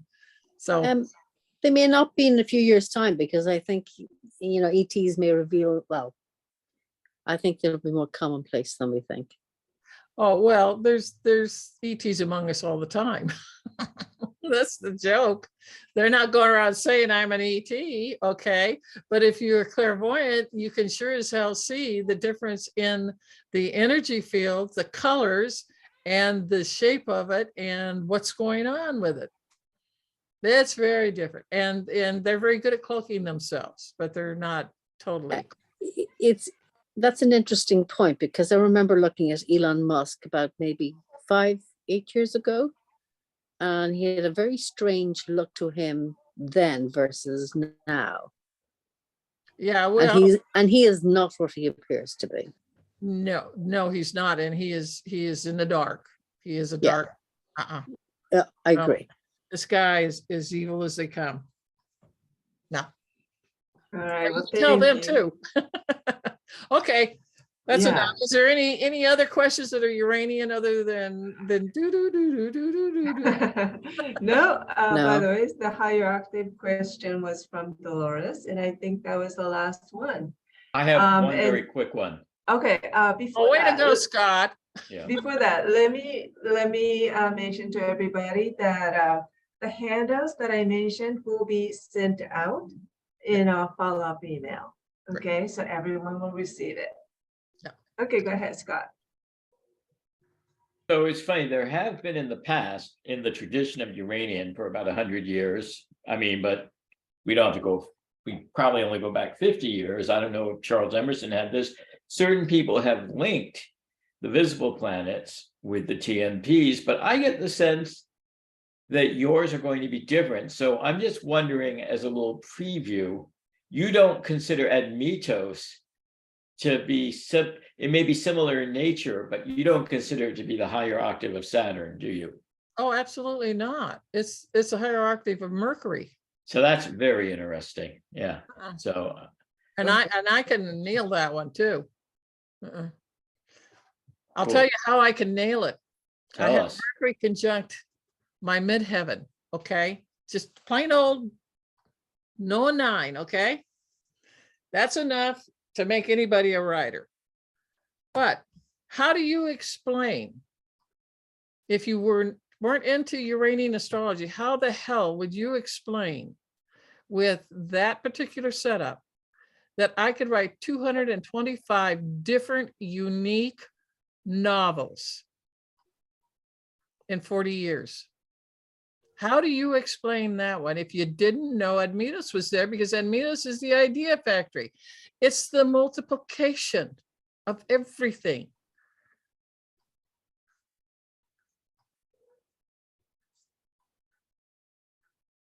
I have to sit and look at your chart. And Okay, before I well, can- let me tell you this. Let's just put the hammer down on this. All right.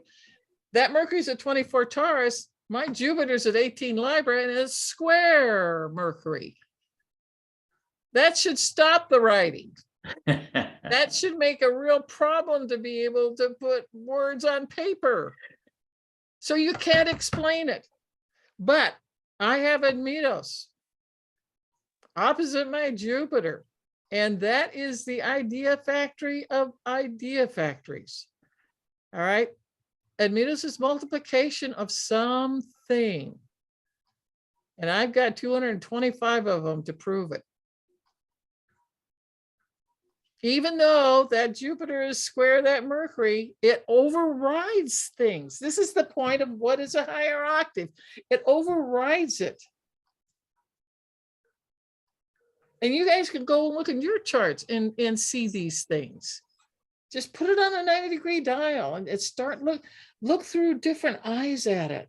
It's you guys are a treasure chest, every one of you. You've got treasures you don't even know you have, and you need to really consciously connect with them. That's what I'm trying to do by giving these talks, is consciously connect. Because once you do that, you've taken a huge step up, spiritually speaking. It's awesome. And you're going to get good stuff out of it. You're going to get gifts. Even Hades gives gifts. Okay, so one question came in and it's from Dolores. And her question is, what is the TMP higher octave of Saturn? Which I know the answer because I know the handout. It's Chronos. Yes, But, it is Eileen, Chronos. did you want to add anything to that? No, not today. I'm Okay. getting hoarse. Yeah, yeah. So I need to rest, okay? I hear you. got half a glass of water left. We need to Okay. talk about this some other time, okay? Yeah. I would like to write about it if that woman, I don't know if she's here yet or not, but I would like to write about the higher octaves. Okay, I think it's very valuable and I think it's very important for people to know that and to understand energy wise, what are they and how are they acting with us? Where are they connecting in with us? I know where they're doing that. Eileen, this woman is me. My name is Mira. Mira, I'm sorry. Okay, thank you. And yes, that's exactly what I would like to get from you. It's very Oh, good. intriguing. Yeah, yes, and I'll tell you what. Let's have some fun with this. Why don't some of you, where you see the conjunctions, okay, with your superpower type planets, okay, send it to me and let's, I can build a story on each one, okay, and then I'll look at it and then I'll write something up on it and I'll send it to you for your okay or your approval or your editing, whether you like it or it can be said a different way or something like that. If I can have 5 of you can, give me your little information and I'll take a look and we can, with the higher octaves, I can show you by kind of marrying these two things together, where is your spiritual energy coming from? Because that's what you want to really lock into. And you can. I have ways to show you to do that, okay? That's another article. Oh, geez. Well, you Sounds definitely great. You guys are never going to be the same, let me tell you. And I mean that in a good way, in a positive way, okay? I have a way for you to really connect in with that, okay? In whatever part. But yeah, the hierarchies, what are they? How do they work? And by the way, they're your superpowers too. Does that sound okay? Sounds Thank you amazing. very much. All right. Yeah. Because well, you know what it's going to do for you is what it did for me. I didn't know who the hell I was after I got hit the second time. You know, you don't understand your own powers, and you grow into them, and you stumble and fall over them, and you have to put it together. But I've put it together. And the thing is this is a shortcut for anybody that is into some spiritual work. I can show you how to use these, and you can see the difference in your own life. I won't have to tell you a thing. You'll be calling me, okay? Don't call me. Do an email. And don't put emergency on it. Unless you're dying, then I will call. All right. All right. Well, thank you so much, Eileen, for all Thank you, the Eileen. all, No, you're all welcome. your great, Power. excellent presentation and answers and everything. Thank you. Thank you for sharing you with all of us. Okay, but give me 5. Chimmy, I want yours. You for sure. I'll volunteer mine, but it has to be anonymous if you don't mind, if you're going to publish it. You can email her.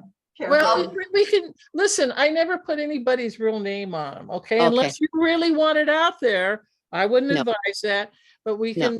can put it, made up names. We're not saying what your job is or anything like that. What I'm honing in on is what higher octave or octaves are working through you and how to connect with them. Super. I'll take you up on that. I'll be number 2. I'll be number 3. I'll be number 4. Number 5. 6. Okay, all right, good. Then I- just send me emails with your birth data and stuff like that. And I'll And put number 2 Lavender Lady so you know who I am. Lucky 7 here. Jeff Wish is you well, 11, Scott. I hope- rhymes with I hope you're- 7. Fully right. recovered. all right, we'll do 7. Put the lavender lady in, okay? Okay. And I want Greg. Greg isn't there, but I want him in on this. I'm sure he will He's email got you. an extraordinary chart. He's well worth looking at. Okay, 7 of you. And Wow. you show and tell, and that thing is That's- probably 20 fucking pages long. No, no, very interesting given that the universal year is a 7 and 7 is a Mhm. spiritual number. So Mhm. I know. synchronicity here. Yeah, well, to make it even worse, my last numerological time frame is a 7. Oh God, Yeah, really. man. There you go. I've been living with a 7 for a long time, but it's been very good. So listen, love to all of you. Thank you so for much. coming. You've been more than graceful. Blessings. Thank you. Everybody. Wonderful, wonderful, Thank you. wonderful. All right, Thank you. I'll be in touch with you, but you got to be in touch with me first. And Jimmy's Will going to give me the email. Okay. I will. Mhm. Yeah, Thank I you need to so get much. Thank Email. you, Bye-bye. Eileen. Thank you, All right. everybody. Thank Much you, Jimmy. appreciated. Love you. Thank Bye. you. Love you. Thank you.